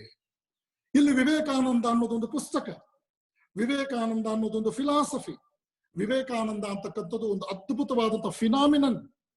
ಇದೊಂದು ಫಿನಾಮಿನನ್, ಇದನ್ನ ನಾವು ನೆನಪಿನಲ್ಲಿ ಇಟ್ಕೊಳ್ಬೇಕು. ಒಬ್ಬ ವ್ಯಕ್ತಿಯ ಜೀವನವನ್ನು ಓದಿದ್ರೆ ಒಂದು ರಾಷ್ಟ್ರ ಸಮಗ್ರವಾಗಿ ನಮ್ಗೆ ಅರ್ಥ ಆಗುತ್ತೆ ಅನ್ನೋದಾದ್ರೆ ನಾವು ಯೋಚನೆ ಮಾಡ್ಬೇಕು ಎಂಥ ಅದ್ಭುತವಾದ ವ್ಯಕ್ತಿತ್ವ ಅವರಾಗಿದ್ದರು ಅಂತ. ಅಮೆರಿಕ ಸ್ವಾತಂತ್ರ್ಯ ಬಂದ 200ನೇ ವರ್ಷದ ಆಚರಣೆಯನ್ನ ಅವರು ಅಮೆರಿಕದಲ್ಲಿ ಏರ್ಪಡಿಸಿದ್ದಾಗ ಅಂತಾರಾಷ್ಟ್ರೀಯ ಮಟ್ಟದಲ್ಲಿ ಒಂದು ವಸ್ತು ಪ್ರದರ್ಶನವನ್ನು ಏರ್ಪಾಟ್ ಮಾಡ್ತಾರೆ. ಅಲ್ಲಿ ಒಂದು ಫೋಟೋ ಗ್ಯಾಲರಿ ಅರೇಂಜ್ ಆಗತ್ತೆ. ಆ ಫೋಟೋ ಗ್ಯಾಲರಿಯಲ್ಲಿ ಹೆಡ್ಲೈನ್ಸ್ ಅವ್ರು ಹಾಕಿರ್ತಾರೆ, the great 50 souls of the world who influenced America in last 5 centuries. ಕಳೆದ 5 ಶತಮಾನಗಳಲ್ಲಿ ಅಮೆರಿಕದ ಮೇಲೆ ಪ್ರಭಾವ ಬೀರಿದಂತಹ 50 ಜನ ಅತ್ಯಂತ ಮಹಿಮಾನ್ವಿತರು. ಆ 50 ಜನರ ಆ ಸಾಲಿನಲ್ಲಿ ಮೊದಲ 20 ಭಾವಚಿತ್ರಗಳಲ್ಲಿ ಸ್ವಾಮಿ ವಿವೇಕಾನಂದರನ್ನ ಅವರು ಗುರುತಿಸಿದ್ದಾರೆ. ಇಲ್ಲಿ ನಾವು ಗಮನಿಸ್ತೇವೆ ವಿವೇಕಾನಂದರ ಜೀವನವನ್ನು ಓದೋದ್ರ ಮೂಲಕ ಹೇಗೆ ಭಾರತ ಅರ್ಥ ಆಗುತ್ತೆ. ಒಬ್ಬ ವಿವೇಕಾನಂದ ಪಾಶ್ಚಾತ್ಯರ ಮೇಲೆ ಎಂತ ಅದ್ಭುತವಾದ ಪ್ರಭಾವವನ್ನು ಬೀರಿದ್ರು. ಸಂದರ್ಭೋಚಿತವಾಗಿ ಒಂದು ವಾಕ್ಯವನ್ನು ಹೇಳೋದಕ್ಕೆ ಬಯಸ್ತೇನೆ. 1894 ಅಲ್ಲಿ ಮೇರಿ ಹೇಲ್ ಅಂತಕ್ಕಂಥ ತಮ್ಮ ಶಿಷ್ಯಗೆ ಸ್ವಾಮಿ ವಿವೇಕಾನಂದರು ಬರೆದ ಪತ್ರದ ಒಂದು ಸಾಲು, my dear Hale, do you know I have spent much of my energy and time in United States of America. I have given everything to them. Do you know the reason behind? I have tried my best. I have done my mind to make them to think like good human beings, and I wanted them to be more spiritual in future years. More spiritual in future years. ಏನು ಅದ್ಭುತವಾದ ಮಾತು. ದಾಸ್ಯ ರಾಷ್ಟ್ರದ ಒಬ್ಬ 30 ವರ್ಷದ ಸನ್ಯಾಸಿ ಪ್ರಭು ರಾಷ್ಟ್ರದಕ್ಕೆ ಸಮಾನರಾದಂತ ಅಮೆರಿಕನ್ನರ ಮುಂದೆ ಏನ್ ಹೇಳ್ತಾ ಇದ್ದಾರೆ, ನನ್ನ ರಕ್ತವನ್ನ ಬಸಿದಿದ್ದೇನೆ, ನನ್ನ ಶಕ್ತಿಯನ್ನ ಬಸಿದಿದ್ದೇನೆ, ನನ್ನ ಆಯಸ್ಸನ್ನ ಅಮೆರಿಕಕ್ಕೆ ಬಸಿದಿದ್ದೇನೆ. ಅವರು ಮನುಷ್ಯರಾಗಿ ಬದುಕಿ ಆಧ್ಯಾತ್ಮಿಕವಾಗಿ ತಮ್ಮ ಜೀವನವನ್ನು ರೂಪಿಸ್ಕೊಳ್ಳೋದಾದ್ರೆ ಪ್ರಪಂಚಕ್ಕೆ ಒಳ್ಳೇದಾಗುತ್ತೆ ಅನ್ನೋ ನಂಬಿಕೆ ನನ್ನದು. ಅದಕ್ಕಾಗಿ ಅವ್ರಿಗಾಗಿ ನಾನು ಬಸಿದಿದ್ದೇನೆ. ಈ ಮಾತನ್ನ ಗಮನಿಸ್ಬೇಕು ನಾವು. ಅಮೆರಿಕದಂತಹ ರಾಷ್ಟ್ರಕ್ಕೆ ವಿವೇಕಾನಂದರು ಕೊಟ್ಟಂತಹ ಒಂದು ಕೊಡುಗೆ ಇದೆ. ಅದು ನಮಗೆ ಸ್ವಾತಂತ್ರ್ಯ ಬರೋದಕ್ಕೆ 70 ವರ್ಷದ ಮೊದಲು, ಇದನ್ನ 60 ವರ್ಷದ ಮೊದಲು. ಗಮನಿಸ್ಬೇಕು ಇದನ್ನ. ಈ ನಿಟ್ಟಿನಲ್ಲಿ ನಾವು ಆಲೋಚನೆ ಮಾಡ್ಬೇಕು. ವಾಲ್ಟೇರ್ ಹೇಳ್ತಾ ಇದ್ದಾನೆ, ಪುಸ್ತಕಗಳು ಪ್ರಪಂಚವನ್ನ ಆಳುತ್ತವೆ, ಪುಸ್ತಕಗಳು ಪ್ರಪಂಚವನ್ನ ಆಳುತ್ತವೆ. ಪೂಜ್ಯ ಸ್ವಾಮಿ ಪುರುಷೋತ್ತಮಾನಂದಜಿಯವರು 75ಕ್ಕೂ ಹೆಚ್ಚು ಪುಸ್ತಕಗಳನ್ನು ಬರೆದರು. ಅವರ ಪುಸ್ತಕಗಳು ಒಂದಕ್ಕಿಂತ ಒಂದು ವಿಭಿನ್ನ. ಕನ್ನಡದ ಸಾರಸ್ವತ ಲೋಕದಲ್ಲಿ ಶ್ರೀರಾಮಕೃಷ್ಣರ, ಶಾರದಾ ಮಾತೆಯವರ, ಸ್ವಾಮಿ ವಿವೇಕಾನಂದರ ಸಮಗ್ರ ಜೀವನ ಅಷ್ಟು ವಿಸ್ತೃತವಾಗಿ ಬಂದದ್ದು ಮೊಟ್ಟ ಮೊದಲು. ಆ ಪುಸ್ತಕಗಳು ಇಂದು ಲಕ್ಷಾಂತರ ಕುಟುಂಬಗಳಿಗೆ ಬೆಳಕಾಗಿದೆ. ಪೂಜ್ಯರು ಬರೆದಂತಹ ಕರ್ನಾಟಕದ ಯುವ ಜನತೆಗೊಂದು ಕರೆ ಮತ್ತು ಸಂಘವೊಂದು ಶಕ್ತಿ ಎನ್ನುವ ಒಂದು ಪುಸ್ತಕ ಕರ್ನಾಟಕದಲ್ಲಿ 35ಕ್ಕೂ ಹೆಚ್ಚು ರಾಮಕೃಷ್ಣ ಆಶ್ರಮಗಳನ್ನ, ಸ್ವತಂತ್ರವಾದ ಆಶ್ರಮಗಳ ನಿರ್ಮಾಣಕ್ಕೆ ಪ್ರೇರಣೆಯಾಗಿದೆ. ಪೂಜ್ಯ ಸ್ವಾಮೀಜಿಯವರು ಬರೆದಂತಹ ವಿದ್ಯಾರ್ಥಿಗೊಂದು ಪತ್ರ ಅನ್ನೋ ಒಂದು ಪುಟ್ಟ ಪುಸ್ತಕ, ₹2 ಪುಸ್ತಕ. ನನ್ನ ಭಾಗ್ಯ 1990ರಲ್ಲಿ ಆ ಪುಸ್ತಕದ ಪ್ರಥಮ ಪ್ರಕಾಶಕ ನಾನಾಗಿದ್ದೆ. ಕುಣಿಗಲ್ಲಿನ ವಿವೇಕಾನಂದ ವಿಚಾರ ವೇದಿಕೆಯ ಅಡಿಯಲ್ಲಿ ಆ ಪುಸ್ತಕವನ್ನ ನಾನು ಪ್ರಕಟಿಸಿದೆ. ವಿದ್ಯಾರ್ಥಿಗೊಂದು ಪತ್ರ, ಪುಟ್ಟ ಪುಸ್ತಕ. ಅದು 4 ತಿಂಗಳಲ್ಲಿ 80,000 ಪ್ರತಿಗಳು ಮಾರಾಟವಾದವು. ಆ ಪುಸ್ತಕ ಬೆಳೀತಾ ಬೆಳೀತಾ ಹೇಗೆ ಬಂತದು? ಸೋಮಶೇಖರ ಅಂತಕ್ಕಂಥ ಒಬ್ಬ ಹುಡುಗ ಓದೋದ್ರ ಬಗ್ಗೆ ತಿಳುವಳಿಕೆ ಕೊಡಿಂತ ಪೂಜ್ಯ ಸ್ವಾಮೀಜಿಯವ್ರನ್ನ ಅಪ್ರೋಚ್ ಮಾಡಿದಾಗ ಪೂಜ್ಯ ಸ್ವಾಮೀಜಿಯವರು ಆತನಿಗೆ ಬರೆದ 2-3 ಪತ್ರಗಳೇ ಆ ಪುಸ್ತಕಕ್ಕೆ ಪ್ರೇರಣೆ. ಬರ್ತಾ ಬರ್ತಾ ಬರ್ತಾ ಸೋಮಶೇಖರನಿಗೆ ಯಾವ ರೀತಿಯ ಸಮಸ್ಯೆ ಇದೆಯೋ ಈ ಸಮಸ್ಯೆ ಲಕ್ಷಾಂತರ ಮಕ್ಕಳಿಗಿರುತ್ತೆ ಅನ್ನೋದನ್ನ ಪರಿಗಣಿಸಿದಂತ ಪೂಜ್ಯ ಸ್ವಾಮೀಜಿಯವರು ವಿದ್ಯಾರ್ಥಿಗೊಂದು ಪತ್ರ, ಅಧ್ಯಯನದಲ್ಲಿ ಏಕಾಗ್ರತೆ, ವಿದ್ಯೆಯ ವೈಭವ, ಸಮಯ ಪ್ರಜ್ಞೆ, ಪ್ರಾರ್ಥಿಸಿರಿ ಅಥವಾ ಭಾವಿಸಿರಿ, ಇಂತಹ ಪುಸ್ತಕ, ಪುಟ್ಟ ಪುಟ್ಟ ಪುಸ್ತಕಗಳನ್ನ ಬರೆದು ಅದೆಲ್ಲವನ್ನು ಒಟ್ಟುಗೂಡಿಸಿ ಇವತ್ತು ನಾವು ಯಶಸ್ಸಿನ ರಹಸ್ಯ ಪುಸ್ತಕವನ್ನ ಮೈಸೂರು ಆಶ್ರಮದಿಂದ ಪ್ರಕಟಿಸಬೇಕಾಯಿತು. ನಮ್ಮ ಕಾಡದೇವರ ಮಟ್ಟವರು ಆ ಪುಸ್ತಕವನ್ನ ಸಾವಿರಾರು ಮಕ್ಕಳಿಗೆ ಮುಟ್ಟಿಸಿದ್ದನ್ನ ನಾನು ಕೃತಜ್ಞತೆಯಿಂದ ಇಲ್ಲಿ ಸ್ಮರಣೆ ಮಾಡ್ಕೊಳ್ತಾ ಇದ್ದೇನೆ. ಈ ನಿಟ್ಟಿನಲ್ಲಿ ಪೂಜ್ಯ ಸ್ವಾಮಿ ಪುರುಷೋತ್ತಮಾನಂದಜಿಯವರ ಅದ್ಭುತವಾದ ಕಾರ್ಯ ಇದು ಒಂದು ವಿಶೇಷವಾದ ರೀತಿಯಲ್ಲಿ ನಾವು ಗಮನಿಸಬೇಕಾದ್ದು. ಪೂಜ್ಯ ಸ್ವಾಮಿ ಪುರುಷೋತ್ತಮಾನಂದಜಿಯವರು ಬರೆದ ಪುಸ್ತಕಗಳದ್ದೇ ಒಂದು ಸಾಹಿತ್ಯ ಸಮ್ಮೇಳನ ಆಗಬೇಕು. ನಮ್ಮ ಕನ್ನಡ ಸಾಹಿತ್ಯ ಪರಿಷತ್ನವರು ಈ ಕಡೆಗೆ ತೆರೆದ ಹೃದಯದಿಂದ ಸ್ವಲ್ಪ ಆಲೋಚನೆ ಮಾಡ್ಬೇಕು. ಈ ಪುಸ್ತಕಗಳು ಜೀವನವನ್ನ ಕಟ್ಟಿಕೊಟ್ಟಿದೆ. ಈ ಪುಸ್ತಕಗಳು ಪರಂಪರೆಯನ್ನ ಶಕ್ತಿಗೊಳಿಸಿವೆ. ಇನ್ನು ಪೂಜ್ಯ ಸ್ವಾಮಿ ಜಗದಾತ್ಮಾನಂದಜಿಯವರ ಬದುಕಲು ಕಲಿಯಿರಿ ಪುಸ್ತಕ, ಇದು ಅಸಾಮಾನ್ಯವಾದ ಪುಸ್ತಕ. 6 ಭಾರತೀಯ ಭಾಷೆಗಳಲ್ಲಿ ಇದು ಪ್ರಕಟಣೆಯಾಗಿದೆ. 10 ಲಕ್ಷಕ್ಕೂ ಹೆಚ್ಚು ಪುಸ್ತಕಗಳು ಇದು ಮಾರಾಟ ಕಂಡಿದೆ. ಪೂಜ್ಯ ಸ್ವಾಮಿ ಜಗದಾತ್ಮಾನಂದಜಿಯವರ ಈ ಪುಸ್ತಕ ಹಲವಾರು ಆತ್ಮಹತ್ಯೆಗಳನ್ನು ತಪ್ಪಿಸಿದೆ. ಎಷ್ಟೋ ಜನ ಆತ್ಮಹತ್ಯೆಯ ನಿರ್ಧಾರದಿಂದ ಆಚೆಗೆ ಬಂದು ಬದುಕಿದ್ದಾರೆ. ಪೂಜ್ಯ ಸ್ವಾಮೀಜಿಯವರು ಬರೆದ ಪುಸ್ತಕದ ಬಗ್ಗೆ ಹಲವಾರು ಜನ ನನ್ನ ಸಂಪರ್ಕದಲ್ಲಿದ್ದಾರೆ. ಚಿತ್ರದುರ್ಗದಲ್ಲಿ ಸಂಸದರಾಗಿದ್ದಂತಹ ಜನಾರ್ದನ ಸ್ವಾಮಿ ನನ್ನ ಸ್ನೇಹಿತರು ಅಂತಂದ್ರೆ ರಾಜಕೀಯದ ದೃಷ್ಟಿಯ ಸ್ನೇಹಿತರಲ್ಲ, ಅವರು ಕೂಡ ಎಲೆಕ್ಟ್ರಾನಿಕ್ಸ್ ಅಂಡ್ ಕಮ್ಯುನಿಕೇಶನ್ ಗ್ರಾಜುಯೇಟ್. ಒಮ್ಮೆ ಅವರು ಮಾತನಾಡ್ತಾ ನನ್ನ ಹತ್ರ ಹೇಳಿದ್ರು, Swamiji, 2 people have influenced me in my life. Number 1, Swami Jagadatmanandaji, the author of the book Badukalu Kaliyiri. Number 2, Shri B.S. Sonde, the scientist of Indian Institute of Science, who happened to be the author of the book Material Science in our electronics and communication degree subjects. ಈ ಮಾತನ್ನ ಇವತ್ತು ಚಿಕ್ಕಮಗಳೂರಿನಲ್ಲಿ ADC ಆಗಿರ್ತಕ್ಕಂಥ ಶ್ರೀ ಕುಮಾರ್ ಅವರು, A very good KS officer in Karnataka KS field today. Kumar ಅವರು ಹೇಳ್ತಾರೆ, ನನ್ನ ಜೀವನಕ್ಕೆ ಬದುಕಲು ಕಲಿಯಿರಿ ಒಂದು ವಿಶಿಷ್ಟವಾದಂತಹ ಸ್ವರೂಪವನ್ನು ಕೊಟ್ಟು ಸಾವಿರ ಜನ ಬದುಕಲು ಕಲಿಯಿರಿ ಪುಸ್ತಕದ ಆರಾಧಕರಾಗಿದ್ದಾರೆ. ಆರಾಧಕರು ಅಂದ್ರೆ ದೇವರ ಮನೆಯಲ್ಲಿಟ್ಟ ಪುಸ್ತಕ ಅಲ್ಲ, ಅದು ತಮ್ಮ ಜೀವನವನ್ನ ಅದರ ಮೂಲಕ ಶ್ರೀಮಂತಗೊಳಿಸ್ಕೊಂಡಿದ್ದಾರೆ. ಮೌಲ್ಯಪೂರ್ಣವಾಗಿ ಜೀವನದಲ್ಲಿ ಜೀವನವನ್ನೇ ಪೂಜೆಯಾಗಿಸ್ಕೊಂಡಂತಹ ಆ ಜನಗಳ ಪರಿಶ್ರಮವನ್ನು ಕೂಡ ನಾನಲ್ಲಿ ವಿಶೇಷವಾಗಿ ಗುರುತಿಸ್ತೇನೆ. ಈ ನಿಟ್ಟಿನಲ್ಲಿ ನಾವು ಗಮನಿಸ್ತಾ ಹೋದ್ರೆ ಸಾಕಷ್ಟು ರೀತಿಯಲ್ಲಿ ನಮ್ಮ ಮುಂದೆ ಆದರ್ಶಗಳಿದೆ. ನಮ್ಮ ಸಾರ್ವಜನಿಕ ಶಿಕ್ಷಣ ಇಲಾಖೆ ಸನ್ಮಾನ್ಯ ಶ್ರೀ ಎಸ್ ಸುರೇಶ್ ಕುಮಾರ್ ಅವರಂತಹ ಒಬ್ಬ ಧೀಮಂತ ವ್ಯಕ್ತಿ, ಒಬ್ಬ ಸಜ್ಜನ ವ್ಯಕ್ತಿ, ಕ್ರಿಯಾಶೀಲ ವ್ಯಕ್ತಿ. Not only A good person who can do wonderful good activities. ಆ ದೃಷ್ಟಿಯಲ್ಲಿ ಹೇಳ್ತಾ ಇದ್ದೇನೆ. ಅವರೊಂದು ಹೊಸ ಯೋಜನೆಯನ್ನು ತಂದ್ರು, ತೆಗೆಯಿರಿ ಪುಸ್ತಕ ಹೊರಗೆ, ಹಚ್ಚಿರಿ ಜ್ಞಾನದ ದೀವಿಗೆ. ಇದನ್ನ ಎಲ್ಲ ಉಪನಿರ್ದೇಶಕರು, ಸಾರ್ವಜನಿಕ ಶಿಕ್ಷಣ ಇಲಾಖೆಯವರು ಶಾಲಾ ಕಾಲೇಜುಗಳಿಗೆ ತಂದ್ರು. ತನ್ಮೂಲಕ ಶಾಲಾ ಕಾಲೇಜುಗಳಲ್ಲಿ ಇವತ್ತು ಪುಸ್ತಕ ಓದುವ ಸಂಸ್ಕೃತಿ ಬಂದಿದೆ. ಬಹಳಷ್ಟು ಕಾಲದವರೆಗೆ ಶಾಲಾ ಕಾಲೇಜುಗಳ ಲೈಬ್ರರಿಗಳಲ್ಲಿ ನಾವು ನೋಡ್ತಾ ಇದ್ದಿದ್ದು, ಆ ಹಳೆ ಲೈಬ್ರರಿಯನ್ನು ರಿಟೈರ್ಡ್ ಆದಾಗ ಹ್ಯಾಂಡೆಡ್ ಓವರ್ ಆಗ್ತಿತ್ತು, ಹೊಸ ಲೈಬ್ರರಿಯನ್ ಟೇಕನ್ ಓವರ್ ಆಗ್ತಾ ಇತ್ತು. ಆ ಪುಸ್ತಕಗಳು ತಮ್ಮ ಪ್ರಾಚೀನತೆಯನ್ನ ತಾವು ಧರಿಸಿದ್ದಂತಹ ಧೂಳಿನ ಮೇಲೆ ಸೂಸುವಂತೆ ಇತ್ತು. ಆದ್ರೆ ಇವತ್ತು ಆ ಪುಸ್ತಕಗಳನ್ನು ಓದುವಂತಹ ಒಂದು ಸಂಸ್ಕೃತಿಯ ಪುನರುಜ್ಜೀವನ ನಮ್ಮ ಮಾನ್ಯ ಸುರೇಶ್ ಕುಮಾರ್ ಅವರ ಪರಿಶ್ರಮದಲ್ಲಿ ವಿಶೇಷವಾಗಿ ಅದು ಕಾರ್ಯರೂಪಕ್ಕೆ ಬರ್ತಾ ಇದೆ. ಆ ನಿಟ್ಟಿನಲ್ಲಿ ನಾನು ವಿಶೇಷವಾಗಿ ನಮ್ಮ ಶಿಕ್ಷಕರನ್ನ ವಿನಂತಿಸ್ಕೊಳ್ತೇನೆ, ಶಾಲಾ ಕಾಲೇಜುಗಳನ್ನು ವಿನಂತಿಸ್ಕೊಳ್ತೇನೆ. ಶಾಲಾ ಕಾಲೇಜುಗಳ ನಿಜವಾದ ನೈತಿಕ ಬಲ ಇರ್ತಕ್ಕಂಥದ್ದು 3 ಕಡೆ. ಒಂದು, ಆ ಶಾಲಾ ಕಾಲೇಜುಗಳಲ್ಲಿ ಮಕ್ಕಳಿಗೆ ಓದುವ ಹವ್ಯಾಸ ಬೆಳೆಸುವಂತಹ ಗ್ರಂಥಾಲಯ. 2ನೇದು, ಆ ಶಾಲೆಯ ದೈಹಿಕ ಶಿಕ್ಷಕ. ಆತ ಮಕ್ಕಳಲ್ಲಿ ಕೇವಲ ಅಂಗಸಾಧನೆ ಅಷ್ಟೇ ಅಲ್ಲ, ರಾಷ್ಟ್ರಭಕ್ತಿ, ರಾಷ್ಟ್ರ ಪ್ರೇಮದ ಬಗ್ಗೆ ಒಬ್ಬ ಫಿಸಿಕಲ್ ಎಜುಕೇಶನ್ ಟೀಚರ್ ತಾನೇನು ಮಾಡಬಹುದು ಅನ್ನೋದನ್ನ ತಾನು ಪ್ರೂವ್ ಮಾಡಬಹುದು. ನನಗೆ ಅತ್ಯಂತ ಗೌರವಾನ್ವಿತರಾದ, ಪರಿಚಯಸ್ಥರಾದ ಒಬ್ಬ ದೈಹಿಕ ಶಿಕ್ಷಕರು ಎಷ್ಟರ ಮಟ್ಟಿಗೆ ಅವ್ರು ಕೆಲಸ ಮಾಡಿದ್ರು ಅಂದ್ರೆ, ಅವರ ಇನ್ಫ್ಲೂಯೆನ್ಸ್ ನಲ್ಲಿ 10 ರಿಂದ 12 ಜನ ಭಾರತದ ಸೈನ್ಯವನ್ನ ಸೇರಿದ್ರು ಮಕ್ಕಳು. ಇದು ಒಬ್ಬ ಫಿಸಿಕಲ್ ಎಜುಕೇಶನ್ ಟೀಚರ್ ಮಾಡಬಹುದಾದ ಅದ್ಭುತವಾದ ರಾಷ್ಟ್ರ ಸೇವೆ. ಇದನ್ನ ನಾವು ಗಮನಿಸ್ಬೇಕು, ನಾವು ಹೃತ್ಪೂರ್ವಕವಾಗಿ ಗಮನಿಸಬೇಕಾಗತ್ತೆ. ಈ ನಿಟ್ಟಿನಲ್ಲಿ ನಾವು ಮಕ್ಕಳನ್ನ ರೂಪಿಸುವ ವಿಷಯದಲ್ಲಿ ಶಾಲೆಯಲ್ಲಿ ಕಲಿಯಲು ಆಸಕ್ತಿ ಉಳ್ಳವರೇ ಕಲಿಸಲು ಯೋಗ್ಯರು. ಓ ಶಿಕ್ಷಕರೇ, ದಯವಿಟ್ಟು ನೀವು ಇದನ್ನ ನೆನ್ಪಿಟ್ಕೊಳ್ಬೇಕು. ನೀವೆಷ್ಟು ಅಧ್ಯಯನ ಮಾಡ್ತೀರೋ ನಿಮ್ಮ ಮಕ್ಕಳು ಅಷ್ಟು ಸುರಕ್ಷಿತರು. ನಿಮ್ಮ ಮಕ್ಕಳನ್ನ ಕೇವಲ ಇನ್ಫಾರ್ಮೇಶನ್ ಕ್ಯಾರಿಯರ್ಸ್ ಆಗಿ ಮಾಡಕ್ ಹೋಗ್ಬೇಡಿ. ಇವತ್ತು ನೀವು ಸಿವಿಕ್ಸ್ ಓದಿಸಿದ್ರಿ, ಆದ್ರೆ ಮಕ್ಕಳಲ್ಲಿ ಸಿವಿಕ್ ಸೆನ್ಸ್ ಇಲ್ಲ. ಇವತ್ತು ಬೇಸಿಕ್ ಹೇಳ್ಕೊಡ್ಬೇಕಾಗಿದೆ. ಎಲ್ಲಂದ್ರಲ್ಲೂ ಉಗುಳಬೇಡಿ, ಇದನ್ನ ಹೇಳ್ಕೊಡ್ಬೇಕಾಗಿದೆ.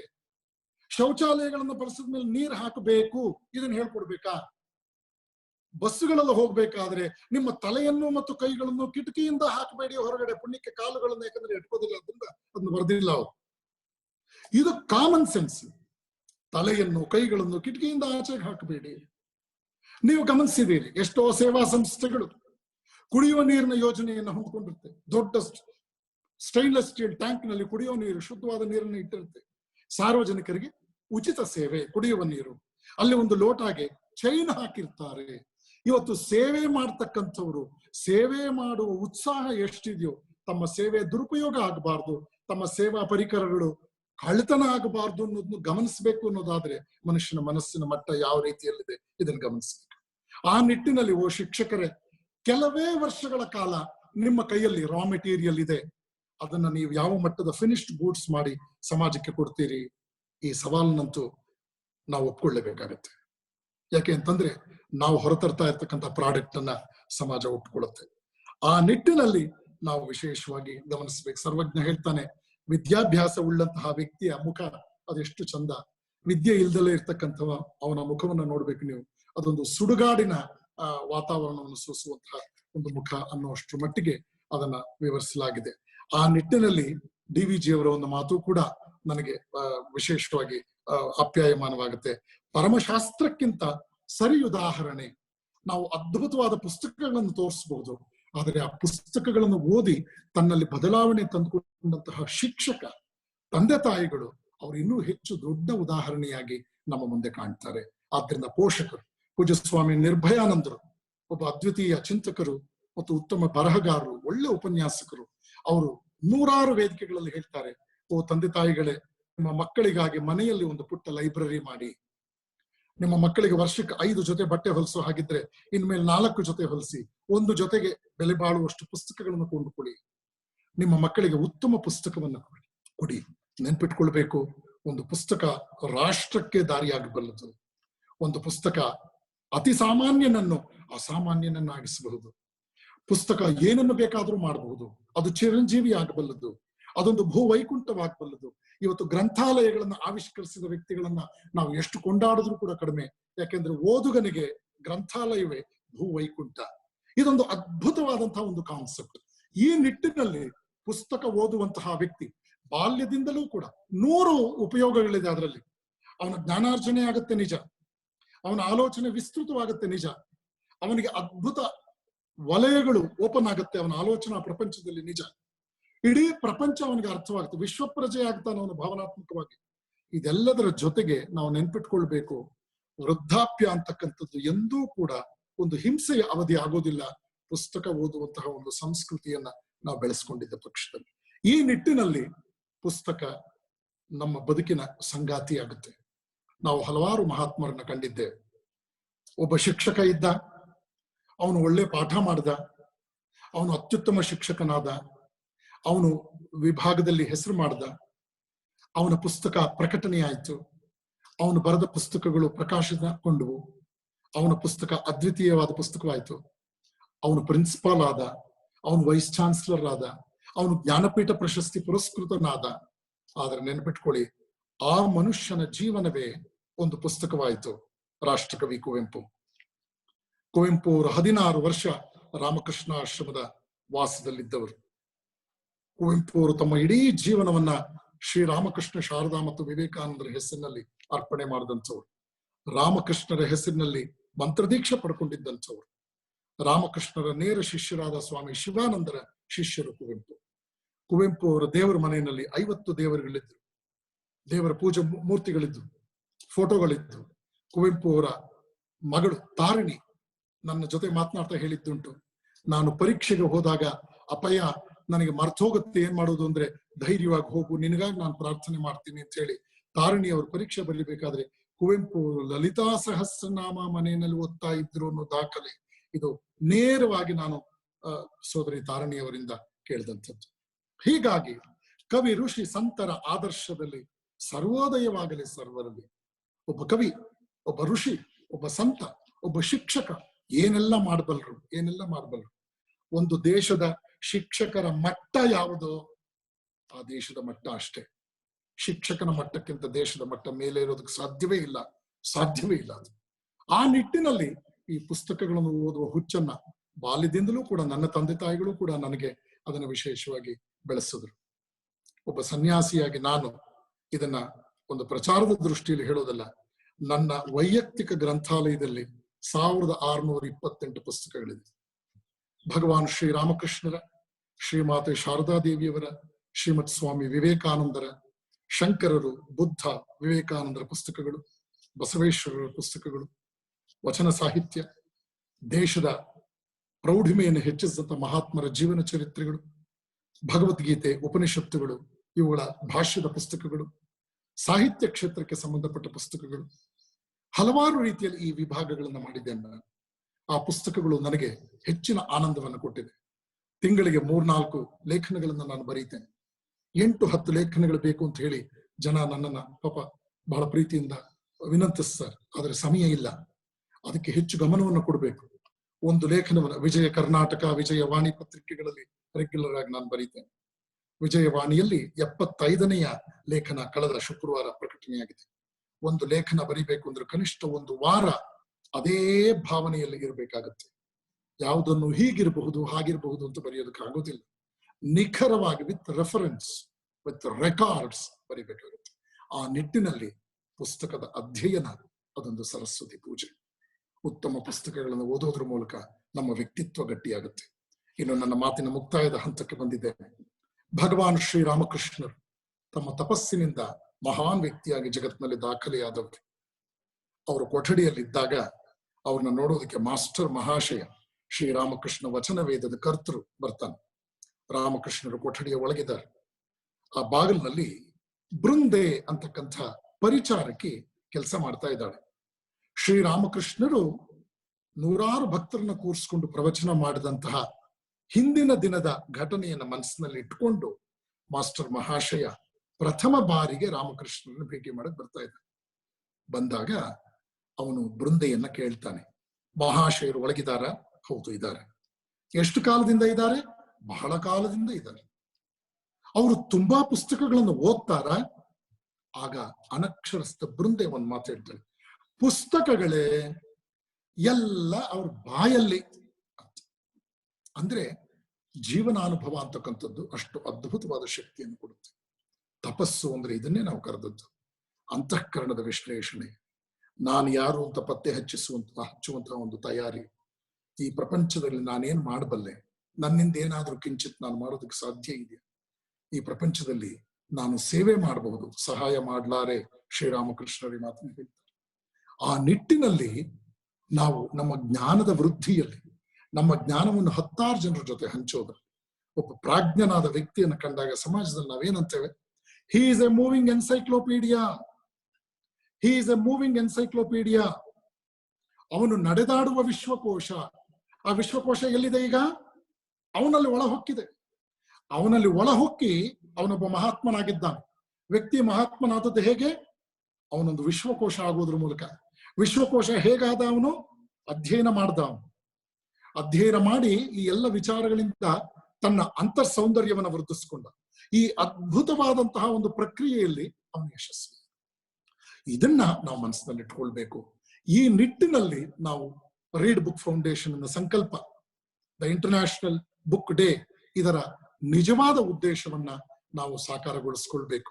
ಆಗ ನಮ್ಮ ಜೀವನ ಸಾರ್ಥಕ ಮತ್ತು ಅಧ್ಯಯನಶೀಲರನ್ನ ಕಂಡಾಗ ನಮಗದೆಷ್ಟು ಸಂತೋಷ ಆಗುತ್ತೆ. ಸ್ವಾಮಿ ವಿವೇಕಾನಂದರು ಎನ್ಸೈಕ್ಲೋಪೀಡಿಯಾ ಬ್ರಿಟಾನಿಕಾದ ಎಲ್ಲ ವಾಲ್ಯೂಮ್ಗಳಲ್ಲಿ ಯಾವುದೇ ಪುಟದಲ್ಲಿ ನೀವು ವಿಷಯ ಕೇಳಿದ್ರು ಕೂಡ ಅವರನ್ನ ಬಹಳ ಸ್ಪಷ್ಟವಾಗಿ ಹೇಳ್ಬಿಡ್ತಾ ಇದ್ರು, ಉತ್ತರ ಕೊಟ್ಬಿಡ್ತಾ ಇದ್ರು. ಕಾರಣ ಇಷ್ಟೇ, ಬ್ರಹ್ಮಚರ್ಯ ಅವ್ರು ಕೊಟ್ಟಂತಹ ಕಾರಣ. ಪವಿತ್ರವಾದ ಜೀವನ ಇದ್ದಾಗ ಆ ಕಾನ್ಸೆಪ್ಟ್ ತಾನಾಗಿ ನಮಗೆ ಕರಗತವಾಗುತ್ತೆ, ಅರ್ಥವಾಗುತ್ತೆ ಅಂತಕ್ಕಂಥ ವಿಚಾರ. ಈ ನಿಟ್ಟಿನಲ್ಲಿ ರೀಡ್ ಬುಕ್ ಫೌಂಡೇಶನ್ನಿನ ಈ ಪವಿತ್ರವಾದ ಸಂದರ್ಭವನ್ನ ನಾನೊಂದು ಸತ್ಸಂಗ ಅಂತಲೇ ಭಾವಿಸಿದ್ದೇನೆ. ಇದೊಂದು ಸರಸ್ವತಿ ಪೂಜೆ ಅಂತ ಭಾವಿಸಿ ನನ್ನ ಈ ಮಾತುಗಳನ್ನ ನಿಮ್ಮೆಲ್ಲರೊಂದಿಗೆ ಹಂಚಿಕೊಂಡೆ. ರೀಡ್ ಬುಕ್ ಫೌಂಡೇಶನ್ ಹಾಗೂ ರೋಟರಿ ಸಂಸ್ಥೆಯ ಈ ಕಾರ್ಯಕ್ರಮವನ್ನು ನಾನು ಅತ್ಯಂತ ಪ್ರೀತಿಪೂರ್ವಕವಾಗಿ ಅಭಿನಂದಿಸ್ತೇನೆ. ಈ ಕಾರ್ಯಕ್ರಮದ ಹಿನ್ನೆಲೆಯಲ್ಲಿ ಹಲವಾರು ಜನ ಇದರಲ್ಲಿ ಭಾಗವಹಿಸಿದ್ದಾರೆ. ರಾಜ್ಯ ಮಟ್ಟದ NSS ಕೋಆರ್ಡಿನೇಟರ್ ಆಗಿರ್ತಕ್ಕಂಥ ಹಲವಾರು ಜನ ಇಲ್ಲಿ ಡಿಸ್ಪ್ಲೇನಲ್ಲಿ ಬರ್ತಾ ಇದ್ದಾರೆ. ಅವರೆಲ್ಲರನ್ನು ಕಂಡಾಗ ನನಗೆ ಬಹಳ ಸಂತೋಷ ಆಯ್ತು. ಹೀಗೆ ಇದರ ಬಗ್ಗೆ ಒಂದು ಆಲೋಚನೆ ಉಳ್ಳಂತಹ ಹಲವಾರು ಜನ ಇದರ ಒಂದು ಸದುಪಯೋಗ ಪಡ್ಕೊಳ್ತಾ ಇದ್ದಾರೆ. ನನ್ನ ಪ್ರಥಮ ಪುಸ್ತಕ ಸ್ವಾಮಿ ವಿವೇಕಾನಂದ ಮತ್ತು ಮಾನವ ಅಭ್ಯುದಯ ಅನ್ನೋ ಪುಸ್ತಕವನ್ನ ತುಮಕೂರು ವಿಶ್ವವಿದ್ಯಾನಿಲಯ ಪ್ರಕಟಿಸಿತು. ಅದನ್ನು ಪ್ರಕಟಿಸಿದವರು ಡಾಕ್ಟರ್ S.C. ಶರ್ಮಾ ಅಂತ ಹೇಳಿ ಒಬ್ಬ ಘನತೆವೆತ್ತ ವೈಸ್ ಚಾನ್ಸಲರ್, ಒಬ್ಬ ಅದ್ವಿತೀಯ ಕುಲಪತಿಗಳಾಗಿ ಈ ದೇಶದಲ್ಲಿ ಹೆಸರು ಮಾಡಿದಂಥವ್ರು. ಇವತ್ತಿನ ನ್ಯಾಕ್ ಕಮಿಟಿಯಲ್ಲಿ ಡೈರೆಕ್ಟರ್ ಆಗಿರ್ತಕ್ಕಂಥ ವ್ಯಕ್ತಿ. ಪೂಜ್ಯ ಸ್ವಾಮಿ ಹರ್ಷಾನಂದಜಿಯವರ ಅಮೃತ ಹಸ್ತದಿಂದ ಅದು ಬಿಡುಗಡೆಯಾಯಿತು ಒಂದು ನ್ಯಾಷನಲ್ ಕಾನ್ಫರೆನ್ಸ್ ನಲ್ಲಿ. ಆ ಪುಸ್ತಕದ ನಂತರದ ದಿನಗಳಲ್ಲಿ ನನ್ನ ಆಲೋಚನೆಗಳೇ ಬದಲಾವಣೆ ಆಯಿತು. ನಾನು ಸಾಕಷ್ಟು ರೀತಿಯಲ್ಲಿ ಈ ಚಿಂತನೆಗೆ ಹೆಚ್ಚಿನ ಸಮಯವನ್ನು ಕೊಡೋದಕ್ಕೆ ಅವಕಾಶ ಆಯಿತು. ಹಾಗಾಗಿ ಇವತ್ತಿನ ಈ ಕಾರ್ಯಕ್ರಮ ನನ್ನ ಮನಸ್ಸಿಗೆ ಬಹಳ ಸಂತೋಷವನ್ನು ತಂತು. ಶ್ರೀ ಕಾಡದೇವ್ರ ಮಟ್ಟವರ ಈ ಪ್ರಯತ್ನವನ್ನ ನಾನು ಹೃತ್ಪೂರ್ವಕವಾಗಿ ಅಭಿನಂದಿಸ್ತೇನೆ. ಈ ಕಾರ್ಯಕ್ರಮದಲ್ಲಿ ಭಾಗಿಗಳಾದ ನಿಮ್ಮೆಲ್ಲರಿಗೂ ಕೂಡ ಈ ಪುಸ್ತಕ ಸಂಸ್ಕೃತಿ ಇದನ್ನು ವಿಶೇಷವಾದ ರೀತಿಯಲ್ಲಿ ನಾವು ಕೂಡ ಅಳವಡಿಸಿಕೊಳ್ಳೋಣ. ನಾವು ಇದನ್ನು ಪ್ರಸರಣಗೈಯುವಂತಹ ಅದ್ಭುತವಾದ ಒಂದು ಪ್ರಕ್ರಿಯೆಗೆ ನಾವು ಕೂಡ ನಮ್ಮ ಅಳಿಲು ಸೇವೆಯನ್ನು ಮಾಡೋಣ ಅಂತ ಹೇಳ್ತಾ, ಈ ಅವಕಾಶಕ್ಕಾಗಿ ಈ ಎಲ್ಲ ಸಂಘಟಕರಿಗೆ ನನ್ನ ಕೃತಜ್ಞತೆಗಳನ್ನ ಸಲ್ಲಿಸಿ ನನ್ನ ಈ ವಾಕ್ಪುಷ್ಪಗಳನ್ನ ಭಗವಾನ್ ಶ್ರೀರಾಮಕೃಷ್ಣರ ಪಾದ ಪದ್ಮಗಳಲ್ಲಿ ಸಮರ್ಪಿಸ್ತಾ ಇದ್ದೇನೆ. ಹರಿ ಓಂ ತತ್ಸತ್. ಶ್ರೀರಾಮಕೃಷ್ಣ ಅರ್ಪಣಮಸ್ತು. ಸ್ವಾಮೀಜಿ ಅವರೇ, ಕೆಲವೊಂದು ಪ್ರಶ್ನೆಗಳಿದೆ. ನಾನು ಅದನ್ನ ಒಂದೊಂದೇ ಕೇಳ್ತಾ ಹೋಗ್ತೇನೆ. ತಮ್ಮ ಅದ್ಭುತವಾದಂತ ಈ ಪ್ರವಚನಕ್ಕೆ ಮತ್ತೆ ನಮಗೆ ಸಿಕ್ಕಿರುವಂತ ತರಬೇತಿಗಾಗಿ ನಿಮ್ಗೆ ಅನಂತ ಧನ್ಯವಾದಗಳು. ಈಗ ಮುಂದೆ ಪ್ರಶ್ನೋತ್ತರಕ್ಕೆ ಹೋದಾಗ ಒಬ್ರು ಕೇಳ್ತಿದ್ದಾರೆ, which books we refer for different ages of student, ಅಂದ್ರೆ ಒಂದು ಮಕ್ಕಳಿಗೆ ಮತ್ತೆ ತದನಂತರ ಈ ತರ ಸ್ಟೇಜಸ್ ಆಫ್ ಲೈಫ್ ಅಲ್ಲಿ ಯಾವ ಪುಸ್ತಕಗಳನ್ನ? ಈಗ ವಿದ್ಯಾರ್ಥಿಗಳಿಗೆ ಬಹುತೇಕ ಪುಸ್ತಕ ಓದಿ ಅವರು ಅರ್ಥ ಮಾಡಿಕೊಂಡು ಆನಂದಿಸಬಹುದಾದಂತಹ ವಿಚಾರದಲ್ಲಿ 7ನೇ ತರಗತಿಯಿಂದ ಅವರು ಪೋಸ್ಟ್ ಗ್ರಾಜುಯೇಷನ್, ಈವನ್ PhD ಅಲ್ಲಿಯವರೆಗೂ ಕನ್ನಡದಲ್ಲಿ ಪೂಜ್ಯ ಸ್ವಾಮಿ ಪುರುಷೋತ್ತಮಾನಂದಜಿಯವರ ಯಾವ ಪುಸ್ತಕವನ್ನು ಬಿಡಬಾರದು. ಯಶಸ್ಸಿನ ರಹಸ್ಯ ಅಂತಕ್ಕಂಥ ಪುಸ್ತಕ ನಾನು ಅದ್ರ ಬಗ್ಗೆ ರೆಫರ್ ಮಾಡಿದೆ. ಅವರು ಬರೆದ ಪ್ರತಿಯೊಂದು ಪುಸ್ತಕದಲ್ಲೂ ಕೂಡ ನಮ್ಮ ಮಕ್ಕಳಿಗೆ ಶ್ರೇಷ್ಠವಾದ ಚಿಂತನೆ, ಸತ್ವ, ಬೆಳಕು ಇದೆ. ಪೂಜ್ಯ ಸ್ವಾಮಿ ಜಗದಾತ್ಮಾನಂದಜಿಯವರ ಬದುಕಲು ಕಲಿಯಿರಿ, ಪೂಜ್ಯ ಸ್ವಾಮಿ ಹರ್ಷಾನಂದಜಿಯವರ ಅನ್ ಇಂಟ್ರೊಡಕ್ಷನ್ ಟು ಹಿಂದೂಯಿಸಂ, ಯುವಜನ ಶಕ್ತಿ ಜಾಗೃತವಾಗಲಿ, ಪೂಜ್ಯ ಸ್ವಾಮಿ ನಿತ್ಯಸ್ಥಾನಂದಜಿಯವರು ಬರೆದಂತಹ 2-3 ವಿಶೇಷ ಪುಸ್ತಕಗಳು ಮೈಸೂರು ಆಶ್ರಮದಿಂದ ಪ್ರಕಟವಾಗಿದೆ. ರಾಮಕೃಷ್ಣ ಆಶ್ರಮಗಳಲ್ಲಿ education, man making and character building ಕುರಿತಾದ ಯಾವುದೇ ಪುಸ್ತಕವು ನಮ್ಮ ಮಕ್ಕಳ ಬದುಕಿಗೆ ಬಹಳ ಹತ್ತಿರವಾಗುತ್ತೆ. ಯುವಕರು ಕಂಪ್ಲೀಟ್ ವರ್ಕ್ಸ್ ಆಫ್ ವಿವೇಕಾನಂದ, ಅದರಲ್ಲೂ ಕೂಡ ಕೆಲವು ಸೆಲೆಕ್ಟೆಡ್ ಇದೆ. ಲೆಟರ್ಸ್ ಆಫ್ ವಿವೇಕಾನಂದ, ಸುಮಾರು 768 ಲೆಟರ್ಸ್ ವಿವೇಕಾನಂದರು ಬರೆದಂತಹ ಲೆಟರ್ಸ್ ಅನ್ನ ಶೇಖರಿಸಲಾಗಿದೆ. ಅದ್ಭುತವಾದಂತಹ ಒಂದು ಕಲೆಕ್ಷನ್. ಒಂದೊಂದು ಪತ್ರವೂ ಕೂಡ ಒಂದೊಂದು ಆಲೋಚನೆ, ವಿವೇಕಾನಂದರಲ್ಲಿ ಆ ಆಲೋಚನೆಗಳು ಹೇಗೆ ವಿಕಸನಗೊಂಡಿದ್ವು, ಅವರ ಸಪೋರ್ಟಿವ್ ಥಾಟ್ಸ್, ಅದ್ಭುತ. ಮಕ್ಕಳದನ್ನು ಓದಬೇಕು. To the youth of India by Swami Vivekananda. Ramakrishna ಆಶ್ರಮಗಳಲ್ಲಿ ನಾವು ಪ್ರಾರ್ಥನಾ ಮಂದಿರಕ್ಕೆ ಎಷ್ಟು ಮಹತ್ವ ಕೊಡ್ತೇವೋ ನಮ್ಮ ಪಬ್ಲಿಕೇಶನ್ಗೂ ಅಷ್ಟೇ ಮಹತ್ವ ಕೊಡ್ತೇವೆ. ಯಾವುದೇ ರಾಮಕೃಷ್ಣ ಆಶ್ರಮದ ಗೇಟ್ ಒಳಗೆ ಪ್ರವೇಶ ಮಾಡಿದ ತಕ್ಷಣ ನಿಮಗೆ ಮೊದಲು ಸಿಗೋದು ನಮ್ಮ ಬುಕ್ ಸ್ಟಾಲ್, ಆನಂತರವೇ ಪ್ರೇಯರ್ ಹಾಲ್. ದಯವಿಟ್ಟು ಅಲ್ಲಿ ಹೋದಾಗ ಸುತ್ತಲೂ ಪೂಜ್ಯ ಸ್ವಾಮಿ ರಂಗನಾಥಾನಂದಜಿಯವರ ಪುಸ್ತಕ eternal values for A changing society 5 ಸಂಪುಟಗಳಲ್ಲಿದೆ. ಅದ್ಭುತವಾದಂತಹ ಸೆಲೆಕ್ಷನ್ ಇದೆ. ಅದರ ನಡುವೆ ಪೂಜ್ಯ ಸ್ವಾಮಿ ರಂಗನಾಥಾನಂದಜಿಯವರದು ಮೆಸೇಜ್ ಆಫ್ ಉಪನಿಷತ್ಸ್ ಅಂತಿದೆ. ಉಪನಿಷತ್ತಿನ ಕಠಿಣವಾದ ಸತ್ಯವನ್ನ ವೈಜ್ಞಾನಿಕ ದೃಷ್ಟಿಕೋನದಲ್ಲಿ ಸರಳೀಕರಿಸಿ ಅದರಲ್ಲಿ ಕೊಟ್ಟಿದ್ದಾರೆ. ಮತ್ತು ಪೂಜ್ಯ ಸ್ವಾಮಿ ರಂಗನಾಥಾನಂದಜಿಯವರ ಮತ್ತೊಂದು ಪುಸ್ತಕ democratic administration in the light of Vedanta, ಇದು ಕೂಡ ಒಂದು ಉತ್ತಮವಾದ ಪುಸ್ತಕ. ದಯವಿಟ್ಟು ಈ ಪುಸ್ತಕಗಳನ್ನು ಗಮನಿಸಬೇಕು. Moral education, teachers and parents in moral education, Calcutta Ramakrishna ಮಿಷನ್ನಿನ ಪಬ್ಲಿಕೇಶನ್ ಆಗಿದೆ. ಮೈಸೂರು ರಾಮಕೃಷ್ಣ ಆಶ್ರಮದಿಂದ ಮಾರಲ್ ಎಜುಕೇಶನ್ ಅಂತ ಇಂಗ್ಲಿಷ್ನಲ್ಲಿ, ನೀತಿ ಶಿಕ್ಷಣ ಅಂತ ಕನ್ನಡದಲ್ಲಿ ಪಬ್ಲಿಷ್ ಆದಂತ ಪುಸ್ತಕ.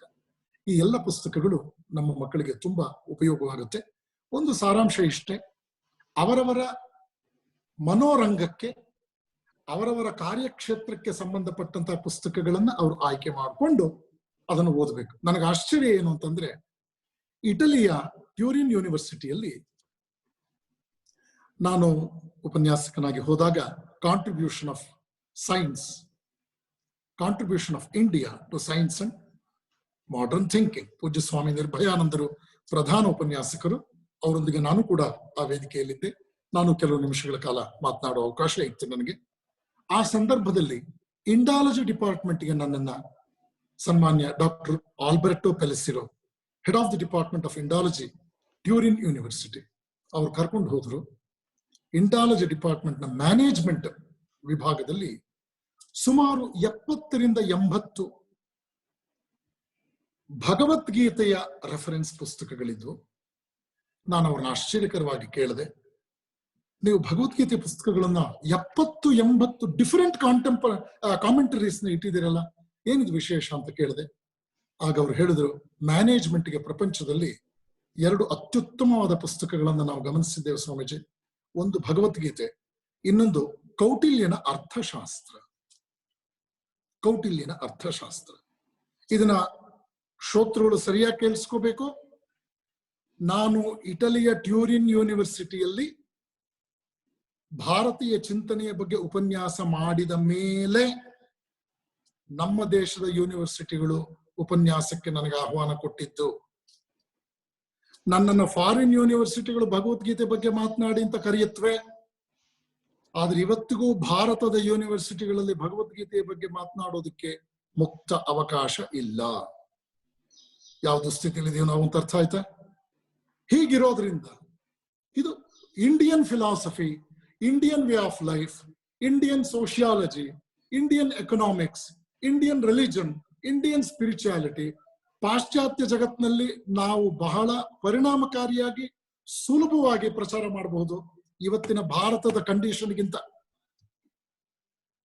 ಬಹಳ ನೊಂದ್ಕೊಂಡು ಹೇಳ್ತಾ ಇದ್ದೀನಿ ನಾನು ಪೂಜ್ಯ ಸ್ವಾಮಿ ನಿರ್ಭಯಾನಂದರು ಹೊರ ರಾಷ್ಟ್ರಗಳಲ್ಲಿ ಪ್ರವಚನ ಪ್ರವಾಸಕ್ಕೆ ಹೋದಾಗ ಎಷ್ಟೋ ಸಂದರ್ಭಗಳಲ್ಲಿ ತುಂಬಾ ಭಾವುಕರಾಗಿದ್ದೇವೆ. ಕಾರಣ ಇಷ್ಟೇ, ಈ ದೇಶಗಳಿಗೆ ನಾವು ಬಂದು ಕೆಲಸ ಮಾಡ್ತಾ ಇದ್ದೇವೆ ನಿಜ, ಆದ್ರೆ ನಾವು ಹೆಚ್ಚು ಕೆಲಸ ಮಾಡ್ಬೇಕಾದ ಭಾರತದಲ್ಲೇ ಇದೆ ಅಂತ.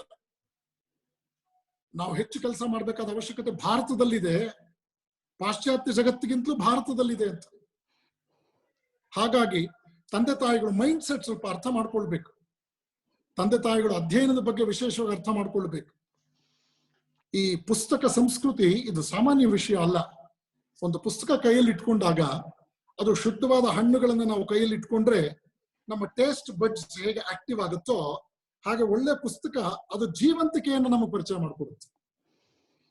ಅದೇ ನೀವು ಇಂಟರ್ನೆಟ್ ನಲ್ಲೋ ಕಂಪ್ಯೂಟರ್ ನಲ್ಲೋ ಡಿಸ್ಪ್ಲೇ ಮಾಡ್ಕೊಂಡು ನೋಡಿದ್ರೆ ಶೋಕೇಸ್ ನಲ್ಲಿ ಗಾಜಿನ ಹಿಂದೆ ಇರತಕ್ಕಂಥ ಪ್ಲಾಸ್ಟಿಕ್ ಹಣ್ಣುಗಳನ್ನ ನೋಡಬೇಕಾಗುತ್ತೆ. ಇರ್ಲಿ, ನಾವು ಗೂಗಲ್ ಅಲ್ಲಿ ಪಡ್ಕೊಳ್ಬೇಕಾದ ವಿಷಯ ಇದೆ, ಇಂಟರ್ನೆಟ್ ನಲ್ಲಿ ಪಡ್ಕೊಳ್ಬೇಕಾದ ವಿಷಯ ಇದೆ. ಆದ್ರೆ ನಾನು ಬಹಳ ನೇರವಾಗಿ ನಿಮಗೆ ಹೇಳಬಲ್ಲೆ, ಇಂಟರ್ನೆಟ್ ಮತ್ತು ಗೂಗಲ್ಲು ಕೂಡ ಪರಿಪೂರ್ಣವಾದ ರೀತಿಯಲ್ಲಿ ಮಾಹಿತಿಯನ್ನು ಕೊಡ್ತಾ ಇಲ್ಲ. ಭಾರತ ದೇಶದ ಇತಿಹಾಸವನ್ನ, ಡಿಸ್ಟಾರ್ಟೆಡ್ ಇತಿಹಾಸವನ್ನ ಅಲ್ಲಿ ಅಪ್ಲೋಡ್ ಮಾಡಿದ್ದಾರೆ. ಭಾರತ ದೇಶದ ಇತಿಹಾಸದ ಸಾವಿರಾರು ವರ್ಷಗಳ ಗ್ರೇಟ್ ಅಚೀವ್ಮೆಂಟ್ಸ್ ಸ್ಕಿಪ್ ಆಗಿದೆ. ನೀವು ಗೂಗಲ್ ನೋಡಿದ್ರೆ ಇಂಡಿಯನ್ ಹಿಸ್ಟ್ರಿ ನಿಮಗೆ ಸಿಗೋದಿಲ್ಲ ಸರಿಯಾಗಿ, ಅಥವಾ ಡಿಸ್ಟಾರ್ಟೆಡ್ ಹಿಸ್ಟ್ರಿ. ಯಾರೋ ಮೂರನೇವನು, ನಮ್ಮ ವಂಶದವನಲ್ಲ, ನಮ್ಮ ದೇಶದವನಲ್ಲ, ನಮ್ಮ ಸಮಾಜದವನಲ್ಲ, ನಮ್ಮ ಆಚರಣೆಗಳ ಬಗ್ಗೆ ಯಾವುದೇ ಪರಿಚಯವಿಲ್ಲದಂತಹ ವ್ಯಕ್ತಿ ದೂರ ಕುಳಿತು ಹಾಗಿರಬಹುದು ಹೀಗಿರಬಹುದು ಅನ್ನೋದನ್ನ ಈ ದೇಶದ ಇತಿಹಾಸ ಬರೆದಿಟ್ಟಿದ್ದಾನೆ. ಹಾಗಾಗಿ ಈ ದೃಷ್ಟಿಯಲ್ಲಿ ದಯವಿಟ್ಟು ಈ ವಿಚಾರಗಳನ್ನ ನಾವು ಹೆಚ್ಚು ಹೆಚ್ಚು ಭಾರತೀಯ ಮೂಲದ ವಿಚಾರಗಳನ್ನ, ಸಂತ ಮಹಾತ್ಮರು ಬರೆದಂತಹ ಮೂಲದ ವಿಚಾರಗಳನ್ನ ನಾವು ಗಮನಿಸಬೇಕು ಅನ್ನೋದು ನನ್ನ ವಿನಂತಿ. ಸ್ವಾಮೀಜಿಯವರೇ, ಇದಕ್ಕೆ ರಿಲೇಟೆಡ್ ಅಂತ ಇನ್ನೊಂದು ಪ್ರಶ್ನೆ ಇದೆ. How to transform this youngsters from electronic media to the print media ಅಂತ ಹೇಳಿ, ಇದನ್ನ ನಮ್ಮ ನಿವೃತ್ತ DDP ಪಾಲಾಕ್ಷಯ್ಯನವರು ಇದನ್ನ ಗುರುತಿಸಿ ಈ ಪ್ರಶ್ನೆನ ಕೇಳಿದ್ದಾರೆ. ಸನ್ಮಾನ್ಯ ಶ್ರೀ ಪಾಲಾಕ್ಷಯ್ಯನವರು ನಾನು ಕಂಡಂತಹ ಅದ್ಭುತ ಶಿಕ್ಷಣ ತಜ್ಞರಲ್ಲಿ ಒಬ್ಬರು. ಅವರು ನಮ್ಮ ತಿಪ್ಟೂರಿನಲ್ಲಿ BO ಇದ್ರು, ಅರಸೀಕೆರೆನಲ್ಲಿ BO ಇದ್ದಾಗ ಗಂಡಸಿ ಕ್ಷೇತ್ರಕ್ಕೆ ಕರೆದು ಟೀಚರ್ಸ್ ಕಾನ್ಫರೆನ್ಸ್ ಎಲ್ಲ ಬಹಳ ಒಳ್ಳೆ ಕಾರ್ಯಕ್ರಮಗಳು ಮಾಡಿದ್ರು. ರಿಟೈರ್ಡ್ DDP ಆಗಿ ಬಹಳ ಒಳ್ಳೆ ಹೆಸರು ಪಡೆದಂತರು, ಬಹಳ ಸಜ್ಜನ ಅಧಿಕಾರಿಗಳು. ಅವರು ಈ ಕಾರ್ಯಕ್ರಮದಲ್ಲಿ ಇರೋದು ನನಗೆ ಬಹಳ ಸಂತೋಷ ಆಗಿದೆ. ಒಂದು ವಿಚಾರ, ಎಲೆಕ್ಟ್ರಾನಿಕ್ ಮೀಡಿಯಾ ಅದರ ಡಿಪೆಂಡೆನ್ಸಿಯನ್ನು ನಾವು ಇಟ್ಕೊಳ್ಳೋಣ, ಆದರೆ ಯಾವುದೇ ಕಾರಣಕ್ಕೂ ಕೂಡ ನಮ್ಮ ಪ್ರಿಂಟ್ ಅಂತಕ್ಕಂಥದ್ದು, ಪ್ರಿಂಟ್ ಮೆಟೀರಿಯಲ್ ಏನಿದೆ, ಇದು ಹೆಚ್ಚಿನ ಭಾವನಾತ್ಮಕವಾದ ಸಂಬಂಧವನ್ನ ನಮಗೆ ಕೊಡುತ್ತೆ. ಇದು ಬಹಳ ಮುಖ್ಯ, ಇದು ಬಹಳ ಮುಖ್ಯ. ಇವತ್ತು ಬಹಳ ನೊಂದ್ಕೊಂಡು ನಾನೊಂದು ಮಾತು ಹೇಳಬೇಕು ಅಂತಂದ್ರೆ, ಇವತ್ತಿನ television has become more or less a irresistible curse ಆಗಿದೆ. ಈಗಂತೂ ಈ ಒಂದು ತಿಂಗಳಲ್ಲಿ ನೀವು ನೋಡ್ತಾ ಇದ್ದೀರಿ, ಜನಕ್ಕೆ ಯಾವುದೇ ಆಲೋಚನೆಗಳು ವಿಶಾಲವಾಗಿ ಬೆಳೆಯೋದಕ್ಕೆ ಅವಕಾಶಗಳಿಲ್ಲ. ಸೃಜನಶೀಲತೆ, ಒಂದು ವಿಶಿಷ್ಟವಾದ ರೀತಿಯ ಆಲೋಚನೆಯ ಕಲೆ ಕಾಣ್ತಾ ಇಲ್ಲ. ಆದ್ರೆ ಸದ್ಗ್ರಂಥಗಳು ಇವತ್ತಿಗೂ ಕೂಡ, ಗಾಂಧಿಯವರು ಗೀತೆಯನ್ನು ನನ್ನ ತಾಯಿ ಅಂತ ಕರೆದ್ರು. ಬ್ರಿಟಿಷರ ದೌರ್ಜನ್ಯಕ್ಕೆ ತುತ್ತಾಗಿ ಜೈಲುಗಳನ್ನು ಸೇರಿದ್ದಂತಹ ಅಂದಿನ ಸ್ವಾತಂತ್ರ್ಯ ಹೋರಾಟಗಾರರು ಪುಸ್ತಕಗಳನ್ನ ಓದಿದ್ರು, ಜೀವನವನ್ನು ಸುಧಾರಿಸಿಕೊಂಡ್ರು. ಅವರು ಬದುಕಿದ ರೀತಿಯೇ ಒಂದು ಪುಸ್ತಕವಾಯಿತು. ಹೀಗಾಗಿ ಮಕ್ಕಳು ದಯವಿಟ್ಟು ಈ ಪುಸ್ತಕ ಸಂಸ್ಕೃತಿಯನ್ನು ಬೆಳೆಸ್ಕೊಳ್ಬೇಕು. ಮನೆಗಳಲ್ಲಿ, ನಾನು ಆಗ್ಲೇ ಹೇಳಿದೆ, ತಂದೆ ತಾಯಿಯಂದ್ರು ಮನೆಗಳಲ್ಲೇ ಅವ್ರ ಬಾಲ್ಯದಿಂದಲೂ ಈ ಪುಸ್ತಕಗಳನ್ನು ಓದುವಂತಹ ಒಂದು ವಿಶೇಷವಾದ ಸಂಸ್ಕೃತಿಗೆ ಒಳಪಡಬೇಕು. ತಾಯಿ ಒಂದು ಪುಸ್ತಕ ಇಟ್ಕೊಂಡು ಕೂತ್ಕೊಳ್ಳಿ, ಪುಸ್ತಕ ಓದಕ್ ಬರ್ದಲ್ಲೇ ಇರ್ತಕ್ಕಂಥ LKG ಮಗು ಕೂಡ ಬಂದು ಒಂದು ಉಲ್ಟಾದ್ರೂ ಇಟ್ಕೊಂಡು ಒಂದು ಪುಸ್ತಕ ಹಿಡ್ಕೊಳ್ಳುತ್ತೆ. ಪುಸ್ತಕ ಹೇಗೆ ಇಟ್ಕೊಳ್ಬೇಕು ಅಂತ ಗೊತ್ತಿಲ್ದಲೇ ಇರೋ ಮಗು ಕೂಡ ಆ ಪುಸ್ತಕವನ್ನ ತಳ್ಕೊಂಬಳಕ ಇಟ್ಕೊಳುತ್ತೆ. ಅಂದ್ರೆ ಈ ಪುಸ್ತಕ ಸಂಸ್ಕೃತಿಯನ್ನ ತಂದೆ ತಾಯಿಗಳು ಮನೆಯಲ್ಲಿ ಬೆಳೆಸಬೇಕು. ಶಾಲಾ ಕಾಲೇಜುಗಳಲ್ಲಿ ಶಿಕ್ಷಕರನ್ನ ಇವತ್ತು ಲೈಬ್ರರಿ ನೋಡಕ್ಕಾಗತ್ತಾ? ನನಗಂತೂ ಬಹಳ ಈ ಪ್ರಶ್ನೆ ಪ್ರಾಮಾಣಿಕವಾಗಿ ಉತ್ತರ ಕೊಡೋದು ಕಷ್ಟ ಆಗುತ್ತೆ. ಇವತ್ತು ಶಾಲಾ ಕಾಲೇಜುಗಳಲ್ಲಿ ಲೈಬ್ರರಿಯಲ್ಲಿ ಪುಸ್ತಕಗಳನ್ನು ತಗೊಂಡು ಲೈಬ್ರರಿಗೆ ಹೋಗಿ ಕೂತ್ಕೊಂಡು ಓದುವಂತಹ ಶಿಕ್ಷಕರ ಸಂಖ್ಯೆ ಮೈಕ್ರೋಸ್ಕೋಪಿಕ್ ಮೈನಾರಿಟಿ. ಯಾಕೆ? Answer 6 questions out of 10. Education is not for wisdom and knowledge. It is just for information. ಹೋದ ವರ್ಷ ಈ ಕ್ವಶನ್ ಕೊಟ್ಟಿದ್ರು, ಈ ಸಲ ಇದು ಕೊಡಲ್ಲ, ಅದರ ಪಕ್ಕದ question ಓದ್ಕೊಡಿ. This is the technique. This is the greatest technique they are adopting. This is not education. It is something like you are conveying information to our children. Information ಪಡ್ಕೊಂಡ್ರೆ ಏನ್ ಬಂತು ಅವ್ರಿಗೆ? They will forget. ಪರೀಕ್ಷೆ ಆದ್ಮೇಲೆ ಮರ್ತು ಹೋಗ್ತಾರೆ. ಅವರ attitude ಅನ್ನ change ಮಾಡೋದಕ್ಕೆ ಅವಕಾಶ ಇದೆಯಾ ಇನ್ಫಾರ್ಮೇಶನ್ ಅಲ್ಲಿ? Your attitude of today will decide your altitude of tomorrow ಅನ್ನೋ ಎಚ್ಚರಿಕೆ ಇದೆಯಾ? ಮಕ್ಕಳು ಕೊಡೋದಕ್ಕೆ ಅವಕಾಶ ಇದೆಯಾ? ಇದು ಬೇಕಾಗಿದೆ. ಆ ನಿಟ್ಟಿನಲ್ಲಿ ಒಂದು ಕಾಪಿ ರೈಟಿಂಗ್ ಬರೆಯೋದ್ರಿಂದ ಹಿಡಿದು 6 ತಿಂಗಳು ಕಾಪಿ ರೈಟಿಂಗ್ ಬರೆದ್ರೆ ಮಕ್ಕಳ ಅಕ್ಷರ ಸುಂದರವಾಗುತ್ತೆ. 7ನೇ ತರಗತಿ ಪಾಸ್ ಮಾಡೋ ಒಳಗೆ ಮಕ್ಕಳಿಗೆ 20ರವರೆಗೂ ಉಲ್ಟಾ ಮಗ್ಗಿ ಬರದೇ ಇದ್ರೆ ನನ್ನ ದೃಷ್ಟಿಯಲ್ಲಿ 8ನೇ ತರಗತಿಗೆ ಅವನು ಪ್ರಮೋಟೆಡ್ ಅಲ್ಲ. ಈ ಕಮಿಟ್ಮೆಂಟ್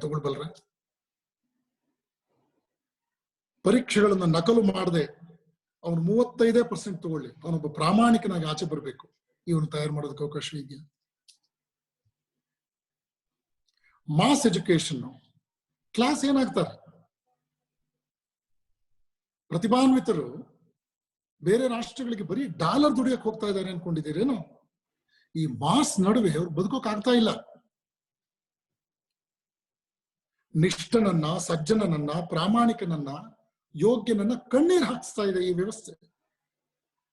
ಆದ್ರಿಂದ ನಾನು ಹೇಳ್ತಾ ಇರೋದು, ಮೊದಲಿಂದಲೂ ಕೂಡ ಆ ವಿಚಾರಗಳನ್ನ, ಭಾರತೀಯ ಪರಂಪರೆಗೆ ತಕ್ಕಂತೆ ಮಕ್ಕಳನ್ನ ಬೆಳೆಸಬೇಕು. ಅದೇ ದೊಡ್ಡ ಆಘಾತ ಅಂತ ಹೇಳಿದ್ ನಾನು. ಅದಕ್ಕೆ ಒಂದು ದೊಡ್ಡ ಪ್ರತಿಬಂಧಕ Indian way of life. Indian way of life ನಲ್ಲಿ ನಾವೇನ್ ಗೌರವಿಸಿದೇವೋ, 1000 ವರ್ಷಗಳಲ್ಲಿ ನಾವೇನ್ ಕಂಡಿದ್ದೇವೋ, ಗುರುಕುಲ ಸಿಸ್ಟಮ್ ಆಫ್ ಎಜುಕೇಶನ್ ಏನಿದೆಯೋ ಅದನ್ನ ನಾವು ಅಡಾಪ್ಟ್ ಮಾಡಿದಾಗ ನಿಮ್ಮ ನೋಡಿ, ತಂದೆ ತಾಯಿ ಮತ್ತು ಗುರು ಹಿರಿಯರ ಪ್ರೀತಿಯ ಮುಂದೆ ಟೆಲಿವಿಷನ್, ಎಲೆಕ್ಟ್ರಾನಿಕ್ ಮೀಡಿಯಾ ಗೌಣವಾಗುತ್ತೆ. ತಂದೆ ತಾಯಿ ಮತ್ತು ಗುರುಗಳ ಪ್ರೀತಿ ಸಿಗದೆ ಇದ್ದಾಗ ಮಕ್ಕಳು ಮೊಬೈಲ್ ಮೊರೆ ಹೋಗ್ತಾರೆ, ಮಾಲ್ಗಳಿಗೆ ಹೋಗ್ತಾರೆ, ಮೆಟ್ರೋಗೆ ಹೋಗ್ತಾರೆ, ಫಿಲ್ಮ್ಗೆ ಹೋಗ್ತಾರೆ, ಓದೋದು ಬಿಟ್ಟು ಎಲ್ಲವನ್ನೂ ಮಾಡ್ತಾರೆ. ಅವರ ಆ ಒಂದು ಬಹಳ ಮುಖ್ಯವಾದ ವಯೋ ಹಂತದಲ್ಲಿ ಒಂದು ವೇಳೆ ಅವರು ಅತ್ಯಂತ ಬೇಜವಾಬ್ದಾರಿಯಿಂದ ಮುಂದೆ ಹೋಗ್ಬಿಟ್ರೆ ಲೈಫ್ ಈಸ್ ಗಾನ್, ಹೊರಟೋಯ್ತು. ಆ ಜೀವನವನ್ನು ನಾವು ತಿದ್ದೋದಕ್ಕಾಗೋದಿಲ್ಲ, ಸರಿದಾರಿ ತರೋದಕ್ಕಾಗೋದಿಲ್ಲ. ಆದ್ದರಿಂದ ಅವನವನ ವಯಸ್ಸಿಗೆ ತಕ್ಕಂತೆ ಅವನವನಿಗೆ ಅರ್ಥವಾಗೋ ರೀತಿಯಲ್ಲಿ ಪರಿಣಾಮಕಾರಿಯಾಗಿ ಈ ವಿಚಾರಗಳನ್ನು ಮುಟ್ಟಿಸೋದು ತಂದೆ ತಾಯಿಗಳು ಮತ್ತು ಗುರುಗಳ ಕರ್ತವ್ಯ. ಆ ನಿಟ್ಟಿನಲ್ಲಿ ಮಾಡಲೇಬೇಕಾಗತ್ತೆ. ಅವರು ಅವರ ವಯಸ್ಸಿಗೆ ಅರ್ಥವಾಗುವ ಪುಸ್ತಕಗಳನ್ನೇ ಕೊಟ್ಟು ಅದನ್ನ ಮಾಡಬೇಕಾಗತ್ತೆ. ಮತ್ತೊಂದು ಪ್ರಶ್ನೆ ಅಥವಾ ಒಂದು ಅಭಿಪ್ರಾಯ ಅಂತ ಹೇಳ್ಬೋದು. ಎಷ್ಟೋ ಒಂದ್ ವೇಳೆ ನಾವು ಶ್ರಾವ್ಯ ಮಾಧ್ಯಮದಲ್ಲೂ ಕೂಡ ಬಹಳಷ್ಟು ವಿಷಯಗಳನ್ನ ಕಲ್ತ್ಕೋಬಹುದು. ಫಾರ್ ಎಕ್ಸಾಂಪಲ್, ಈ ಒಂದು talk is very ಎನ್ಲೈಟ್ನಿಂಗ್ for all of us. So ಇದು ಒಂದು ಪುಸ್ತಕ ಮಂಥನಕ್ಕೂ ಸಮಾನ ಅಂತ ಒಬ್ರು ಕೇಳಿದ್ದಾರೆ. ಅದ್ರ ಬಗ್ಗೆ ಯಾವ ಪ್ರಪೋರ್ಷನ್ ಇರ್ಬೇಕು ಪುಸ್ತಕ ಮತ್ತೆ ಕೇಳುವಂತದ್ದು, ಅದೊಂದು ನಿಮ್ಮ ಅಭಿಪ್ರಾಯ? ನಾನು ನಿಮ್ಮಲ್ಲಿ ವಿನಂತಿಸ್ಕೊಳ್ತಾ ಇರೋದು ಇಷ್ಟೇ, ಎಲೆಕ್ಟ್ರಾನಿಕ್ ಮೀಡಿಯಾನ ನಾನು ಕೆಟ್ಟದ್ದು ಅಂತ ಹೇಳ್ತಾ ಇಲ್ಲ. ಇಂತಹ ಅದ್ಭುತವಾದ ಬ್ರಹ್ಮಾಸ್ತ್ರ ಯಾರ ಕೈಲಿ ಇರ್ಬೇಕಾಗಿತ್ತೋ ಅವ್ರ ಕೈಲಿಲ್ಲ.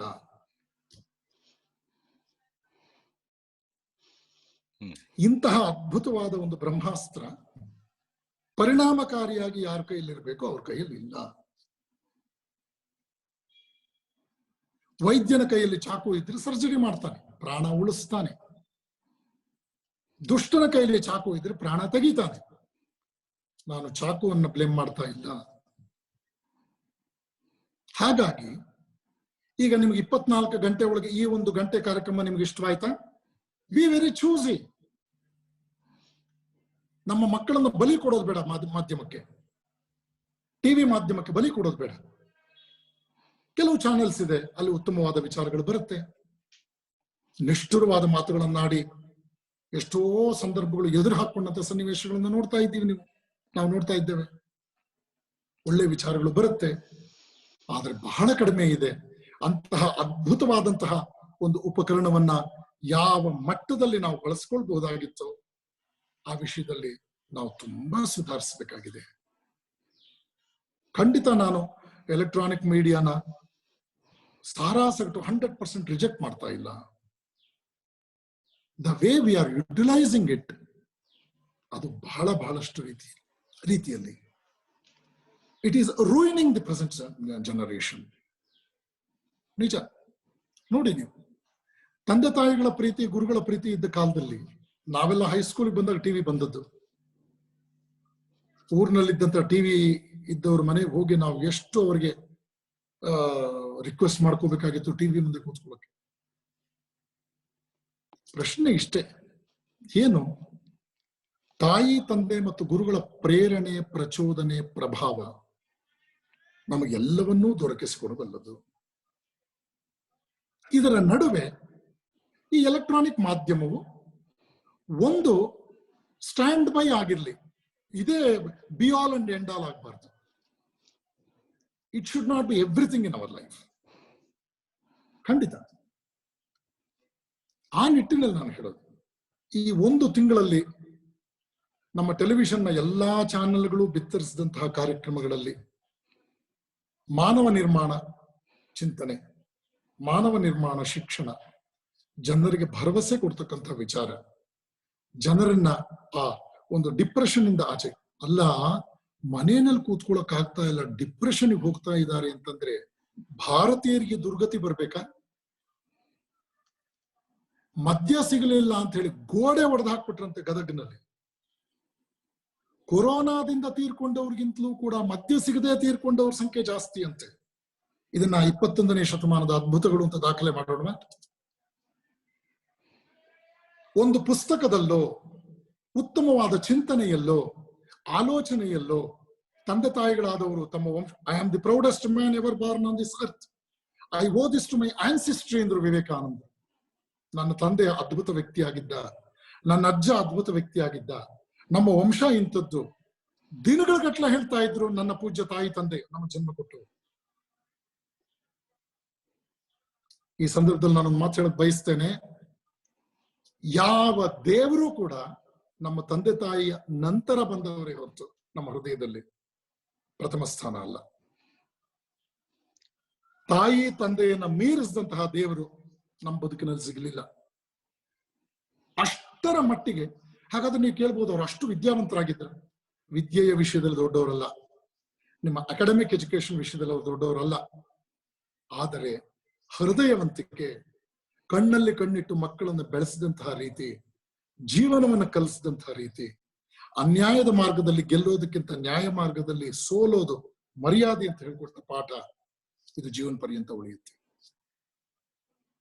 ಹಾಗಾಗಿ ನಾನು ಹೇಳ್ತಾ ಇರ್ತಕ್ಕಂಥದ್ದು, ಪುಸ್ತಕಗಳಲ್ಲಿ ಜೀವ ಇದೆ, ಜೀವಂತಿಕೆ ಇದೆ, ಅದು ನಮ್ಮ ಬದುಕಿಗೆ ಹತ್ತಿರ ಆಗತ್ತೆ. ನಾನು ಆ ಮಗುವಿಗೆ ಕೊಟ್ಟ ಕಾಂಪಿಟೇಷನ್ ಬಗ್ಗೆ ಹೇಳಿದೆ. ಸರಸ್ವತಿಯ ಕೈಯಲ್ಲಿ ಪುಸ್ತಕ ಇಲ್ದಲೇ ಇರೋ ಎಲ್ಲಾ ಫೋಟೋಸ್ನ ಆ ಮಗು ರಿಜೆಕ್ಟ್ ಮಾಡ್ತಾನೆ, ಪುಸ್ತಕ ಇದ್ದ ಫೋಟೋ ಮಾತ್ರ ಆ ಮಗು ಸೆಲೆಕ್ಟ್ ಮಾಡ್ತಾನೆ. ಇದರ ಅರ್ಥ ಏನು ಅಂದ್ರೆ, ಪುಸ್ತಕದೊಂದಿಗೆ ಭಾವನಾತ್ಮಕವಾದ ಸಂಬಂಧ ತುಂಬಾ ಇದೆ ನಮಗೆ. ಇದು ಬಹಳ ಮುಖ್ಯ. ಪುಸ್ತಕಗಳು ನಮ್ಮ ಜೀವನ ಸಂಗಾತಿ, ಜೀವನದಲ್ಲಿ ಸ್ನೇಹಿತರು, ನಮ್ಮ ಜೀವನದುದ್ದಕ್ಕೂ ನಮ್ಮ ಜೊತೆ ಬರ್ತಕ್ಕಂಥವ್ರು, ನಮ್ಮನ್ನ ಚೆನ್ನಾಗಿ ಒಂದು ವಿಶಿಷ್ಟವಾದ ವ್ಯಕ್ತಿತ್ವಕ್ಕೆ ರೂಪಿಸುವ ವಿಷಯದಲ್ಲಿ ಮಹತ್ತರ ಪಾತ್ರ ವಹಿಸುವಂಥದ್ದು. ಎಲೆಕ್ಟ್ರಾನಿಕ್ ಮೀಡಿಯಾದಲ್ಲಿ ನಮ್ಗೆ ಏನ್ ಸಿಗಬಹುದು, ಅದಕ್ಕೆ ಸಂಬಂಧಪಟ್ಟಂತ ವಿಚಾರಗಳು, ಅದನ್ನು ನಾವು ಪಡ್ಕೊಳ್ಳೋಣ. ಅದರಲ್ಲೇನು ಯಾವುದೇ ರೀತಿಯ ತಿರಸ್ಕಾರ ಬೇಡ, ನಿರ್ಲಕ್ಷ್ಯ ಬೇಡ. ಆದರೆ ಪುಸ್ತಕಗಳನ್ನ ಸಂಗ್ರಹಿಸಿ ಒಂದು ನಿರಂತರವಾದ ಅಧ್ಯಯನಕ್ಕೆ ನಾವು ತೊಡಗಿಸ್ಕೊಳ್ತಕ್ಕಂಥದ್ದು ನಮ್ಮ ಜೀವನವನ್ನ ಭವ್ಯವಾಗಿಸ್ಕೊಳ್ಳೋದಕ್ಕೆ, ಅರ್ಥಪೂರ್ಣವಾಗಿಸ್ಕೊಳ್ಳೋದಕ್ಕೆ, ಸುಸಂಸ್ಕೃತವಾಗಿಸ್ಕೊಳ್ಳೋದಕ್ಕೆ ಸಾಕಷ್ಟು ರೀತಿಯಲ್ಲಿ ಅದು ಹೆಚ್ಚಿನ ಪ್ರಭಾವವನ್ನು ಮಾಡುತ್ತೆ. ಧನ್ಯವಾದಗಳು ಗುರುಗಳೇ. ಶ್ರೀನಿಧಿ ಮುಂದುವರಿಸಿ. Thank you. ನುಡಿದರೆ ಮುತ್ತಿನ ಹಾರದಂತಿರಬೇಕು ಅಂತ ನಾವೆಲ್ಲರೂ ಕಲ್ತಿದ್ವಿ. ನೀವು ಇವತ್ತು ಮಾತೆ ಸರಸ್ವತಿ ಮಾತೆ ಅಂತ ಹೇಳ್ಕೊಟ್ಟು ಇನ್ನೂ ಒಂದು ಹೆಜ್ಜೆ ನಮ್ಮನ್ನ ಮುಂದೂಡಿಸಿದ್ದೀರಾ. ನಿಮಗೆ ಮತ್ತೊಮ್ಮೆ ನಮ್ಮೆಲ್ಲರ ಕಡೆಯಿಂದ ಧನ್ಯವಾದಗಳನ್ನ ಸಲ್ಲಿಸುತ್ತಾ, ಕಾರ್ಯಕ್ರಮವನ್ನು ಮುಗಿಸೋದಕ್ಕಿಂತ ಮುಂಚೆ ನಮ್ಮ ಟೀಚರ್ ಸಪೋರ್ಟ್, ಡಿಸ್ಟ್ರಿಕ್ಟ್ ಲಿಟ್ರಸಿ ಕಮಿಟಿಯ ಟೀಚರ್ ಸಪೋರ್ಟ್ ಇಂದ ನಡೆಯುತ್ತಿರುವಂತಹ ಕಾರ್ಯಕ್ರಮಗಳಲ್ಲಿ ನಾಳೆ ನಾಡಿದ್ದು ಕೆಲವು ಕಾರ್ಯಕ್ರಮಗಳಿದೆ. ಅದರ ಕುರಿತಾಗಿ ಮಾತಾಡೋದಕ್ಕೆ teacher support sub committee chairman Rotarian Lakshmi Shastri ma'am ನ ರಿಕ್ವೆಸ್ಟ್ ಮಾಡ್ತಾ ಇದ್ದೀನಿ. ಕೇಳಿಸ್ತಾ ಇದೆಯಾ? ಸ್ವಲ್ಪ ಜೋರಾಗಿ ಮ್ಯಾಮ್. ಕೇಳಿಸ್ತಾ ಇದೆಯಾ ಶ್ರೀನಿಧಿ? ಕಡಿಮೆ ಇದೆ, ಕಡಿಮೆ ಇದೆ.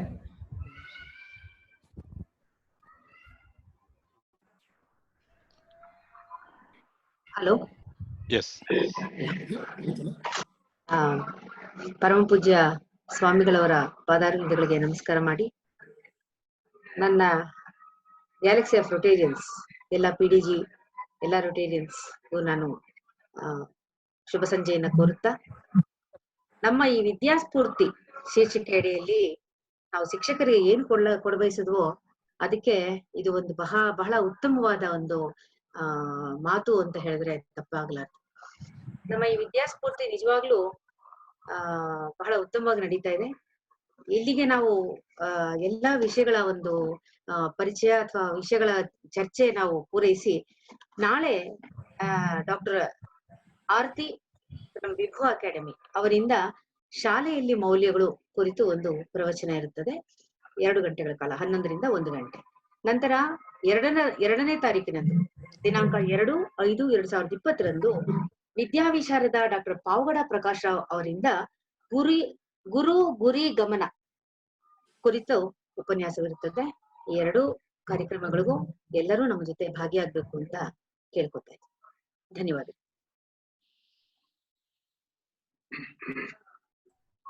ಧನ್ಯವಾದಗಳು ma'am.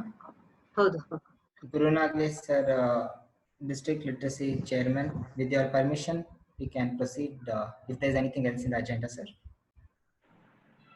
Thanks by Jayachandra. Okay. President Jayachandra. Rotarian Jayachandra Aradhya sir, requesting you to present the vote of thanks. I'll unmute you.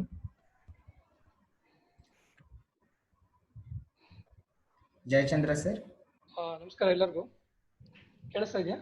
ಹಾ ಸರ್, ಕೇಳಿಸ್ತಾ ಇದೆ. ಓಕೆ. ಈ ಕರೋನಾ ಲಾಕ್ಡೌನ್ ಸಮಯದಲ್ಲಿ ದೂರದರ್ಶನದಲ್ಲಿ ಬರ್ತಾ ಇರುವಂತ ರಾಮಾಯಣ ಮತ್ತು ಉತ್ತರ ರಾಮಾಯಣವು ಎಲ್ಲಾ ಮಕ್ಕಳಿಗೂ ಮತ್ತು ಇಂದಿನ ಯುವಕರಿಗೆ ಮಾನವ ಸಂಬಂಧ, ಹಿರಿಯರಿಗೆ ಗೌರವ, ಕಿರಿಯರಿಗೆ ದಾರಿದೀಪ, ಸಹೋದ್ಯೋಗಿಗಳೊಂದಿಗೆ ಇರಬಹುದಾದಂತಹ ಆರೋಗ್ಯಕರವಾದ ಸಂವಾದ ಮತ್ತು ಮನ್ನಣೆಗಳನ್ನು ನೋಡ್ತಾ ಇದ್ದೇವೆ. ಇಂದು ಅದರೊಂದಿಗೆ ಸ್ವಾಮೀಜಿಯವರ ಪುಸ್ತಕ ಮಂಥನ, ಅಮೃತ ಸಿಂಚನ ಒಂದು ಸಂವಾದ ಎಲ್ಲರಿಗೂ ಒಂದು ಇಂದಿನ ಮತ್ತು ಮುಂದಿನ ವಿದ್ಯಾಭ್ಯಾಸ ಮತ್ತು ಅದಕ್ಕೆ ಬೇಕಿರುವ ದಾರಿಗಳನ್ನು ತೋರಿಸುತ್ತಾರೆ. On account of International Book Day, RI District 3190 Literacy Committee, Rotaract Club of Zone B and Read Book Foundation jointly conducted this online wonderful program, Pustaka Manthana Amrita Sinchana.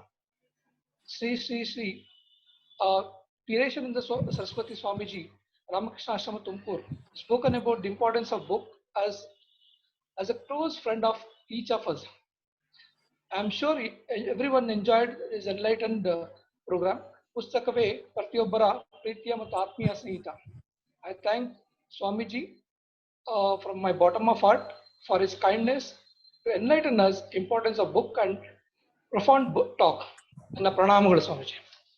I thank Rotarians Samir Haryani ji, our beloved Dazzler DG, for his all support and for such online programs to keep the Rotarians in positive note. I thank Rotarian Nagendra Prasad ji and Fazal ji and Jitendra ji and KP Nagesh ji to joining us in all the programs and encouraging us. I thank our Rotarian Kardevar Mutt, Zonal Governor, who has organized this wonderful online informative talk. While thanking, I think I have to thank him for all his support extended to our Tumkur zone and creative and innovative projects and activeness. I thank Literacy Committee headed Guru Nagesh and his team, and Rotaract Srinidhi for technical support. I thank Satish Kumar Hosmani, Director, Department of Public Library, Government of Karnataka, for his keynote address. I thank First Lady Rotarian Rupa Haryani ji for her introduction of Swamiji. We all had lovely sweet invocation. I thank Anne Abhilasha from Rotary Malgudi. I thank all zonal governor, assistant governors, Dazzler co-president and district officers. I thank all who directly and indirectly supported this program. I thank all the participants too, from this district and as well as other district too. I'm sure everybody liked this program. I thank Dazzler DG and committee to given for opportunity for giving vote of thanks. ಇಂಥ ಕಾರ್ಯಕ್ರಮಗಳು ಮತ್ತಷ್ಟು ನಮಗೆ ಎಲ್ಲ ವಿದ್ಯಾರ್ಥಿಗಳಿಗೆ ಮಾರ್ಗದರ್ಶನ ನೀಡಲಿ. ಎಲ್ಲರಿಗೂ ನನ್ನ ಧನ್ಯವಾದಗಳು. Thank you sir. ನಿಮಗೂ ನಮ್ಮ ಕಡೆಯಿಂದ ಧನ್ಯವಾದಗಳು. ಹೀಗೆ ಹಲವಾರು ಪ್ರೋಗ್ರಾಂಗಳಿಗೆ ಸ್ವಾಮೀಜಿ ಅವರ ಆಶೀರ್ವಾದ ಬೇಕು ಅಂತ ಕೇಳಿಕೊಳ್ಳುತ್ತಾ, ಇನ್ನು ನಮ್ಮ ವಿದ್ಯಾಭ್ಯಾಸದ ಕುರಿತು ಹಲವಾರು ಟ್ರೈನಿಂಗ್ಗಳು ನಡೀತಾ ಇದೆ. ಇದಕ್ಕೆಲ್ಲವೂ ನಿಮ್ಮೆಲ್ಲರ ಸಪೋರ್ಟ್ ಅನ್ನ ಕೇಳ್ಕೊಳ್ತಾ ಇದ್ದೇನೆ on behalf of the Literacy Committee, and once again thank you all for joining us today. It was really a wonderful and a very memorable event. Thank you all. Guru Nagesh sir, over to you. ಸ್ವಾಮೀಜಿಗಳಿಗೆ ಮತ್ತೊಮ್ಮೆ ನಮನ. ಇವತ್ತು participate ಮಾಡಿದ ಎಲ್ಲರಿಗೂ ಧನ್ಯವಾದಗಳು. ಮತ್ತೆ ಸಿಗೋಣ ನಾಳೆ ಬೆಳಗ್ಗೆ 11 ಗಂಟೆಗೆ. Thank you very much sir. Thank you.